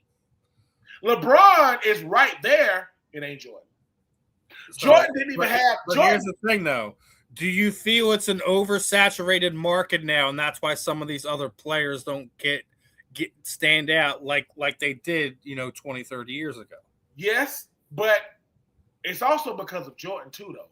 Because here's the thing, right, Steve. You walk into a Dick's, you walk into an Academy, you walk into a Foot Locker. If they don't put the player's picture over their shoe, you don't know it's theirs. They don't have to do that with Jordan. You notice with Jordan, they don't have to put, you go, them new Jordans right there. And people don't understand how synonymous that Jumpman logo is. I don't know. LeBron doesn't have a logo you see what I'm saying? Kobe got a nice logo. What I'm saying is everybody got to have a guy that took it to. Jordan didn't have his first deal. That was like I said, that was Bird and that was Magic. Jordan took it to another level because Jordan said, hey man, I know I'm with Nike, but I'm Jordan. Like y'all went to the Jumpman logo, but Jordan is everywhere though. Jordan's in football, basketball, NASCAR, tennis. LeBron is basketball. That's it. Steph is basketball, and Steph had them orthopedic looking shoes with freaking Under Armour. I don't even know who wore those. I don't even know who wore them things. But what I'm saying is, Jordan is saying, no, my brand is international. I cross all sports. Most of these basketball players, they only basketball. You see, I'm sorry, who is Jalen with? Jumpman. He's with Team Jordan. So what I'm saying is Jordan is saying, I'm a brand that makes shoes. These guys just have a shoe. And I think that's the biggest difference. So, yeah, I don't know what Giannis's look like. I couldn't tell you. I couldn't tell you what Lucas looked like. I couldn't tell you what I know Ant-Man is with Adidas. I think that James Harden is with Adidas.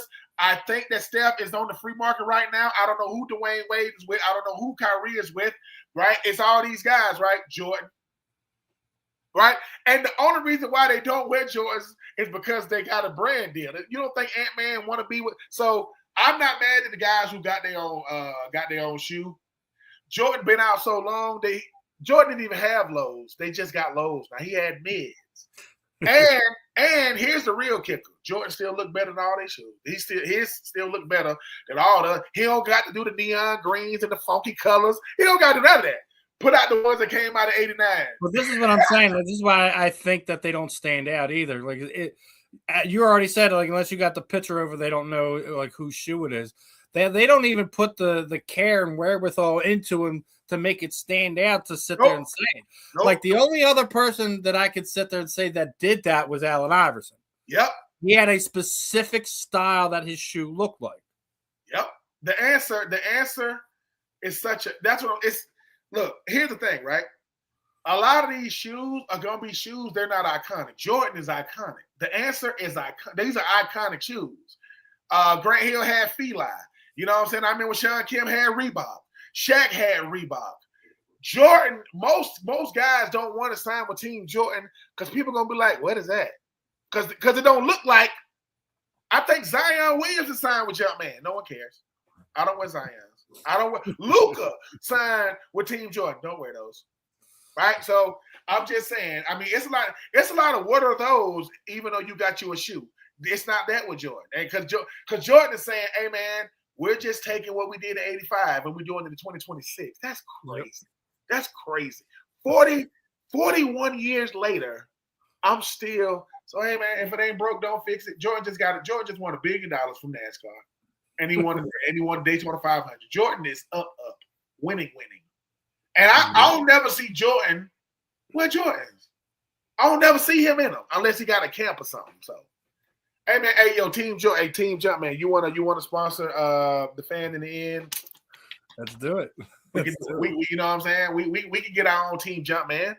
You know what I'm saying? They don't, and listen, you can put our face up in dicks. I mean, Steve take his son and they like, Daddy, that's you? Like, yeah, you know, that's you right there. You know what I'm saying? Let's rock. Let's do it. Let's get the endorsement going. Let's get it. As we close this one out, brother, I've typically throw it over to you. Final thoughts, anything you got going on, anything you want to share with the people, the time is yours, brother. Man, keep being a great son, man. I know what you do for your mom, Steven, man. I mean, we all my parents are always talking about, when we get much older, man, you think you think you will take care of us? I said, Mama, what you think I'm gonna do? Do I look crazy? I'm gonna just put y'all in the part of the house that y'all got y'all own little section, TV, kitchen, everything. Cause y'all gonna get on my nerves. So just want to say, man, keep doing what you're doing, man. Tell Mom Dukes I said hello. Will do, brother. Another fun episode of The Fan in the End in the books. I'm Steve. That's Ben. We will catch you guys next Wednesday. Peace out, my friends. Have a good one.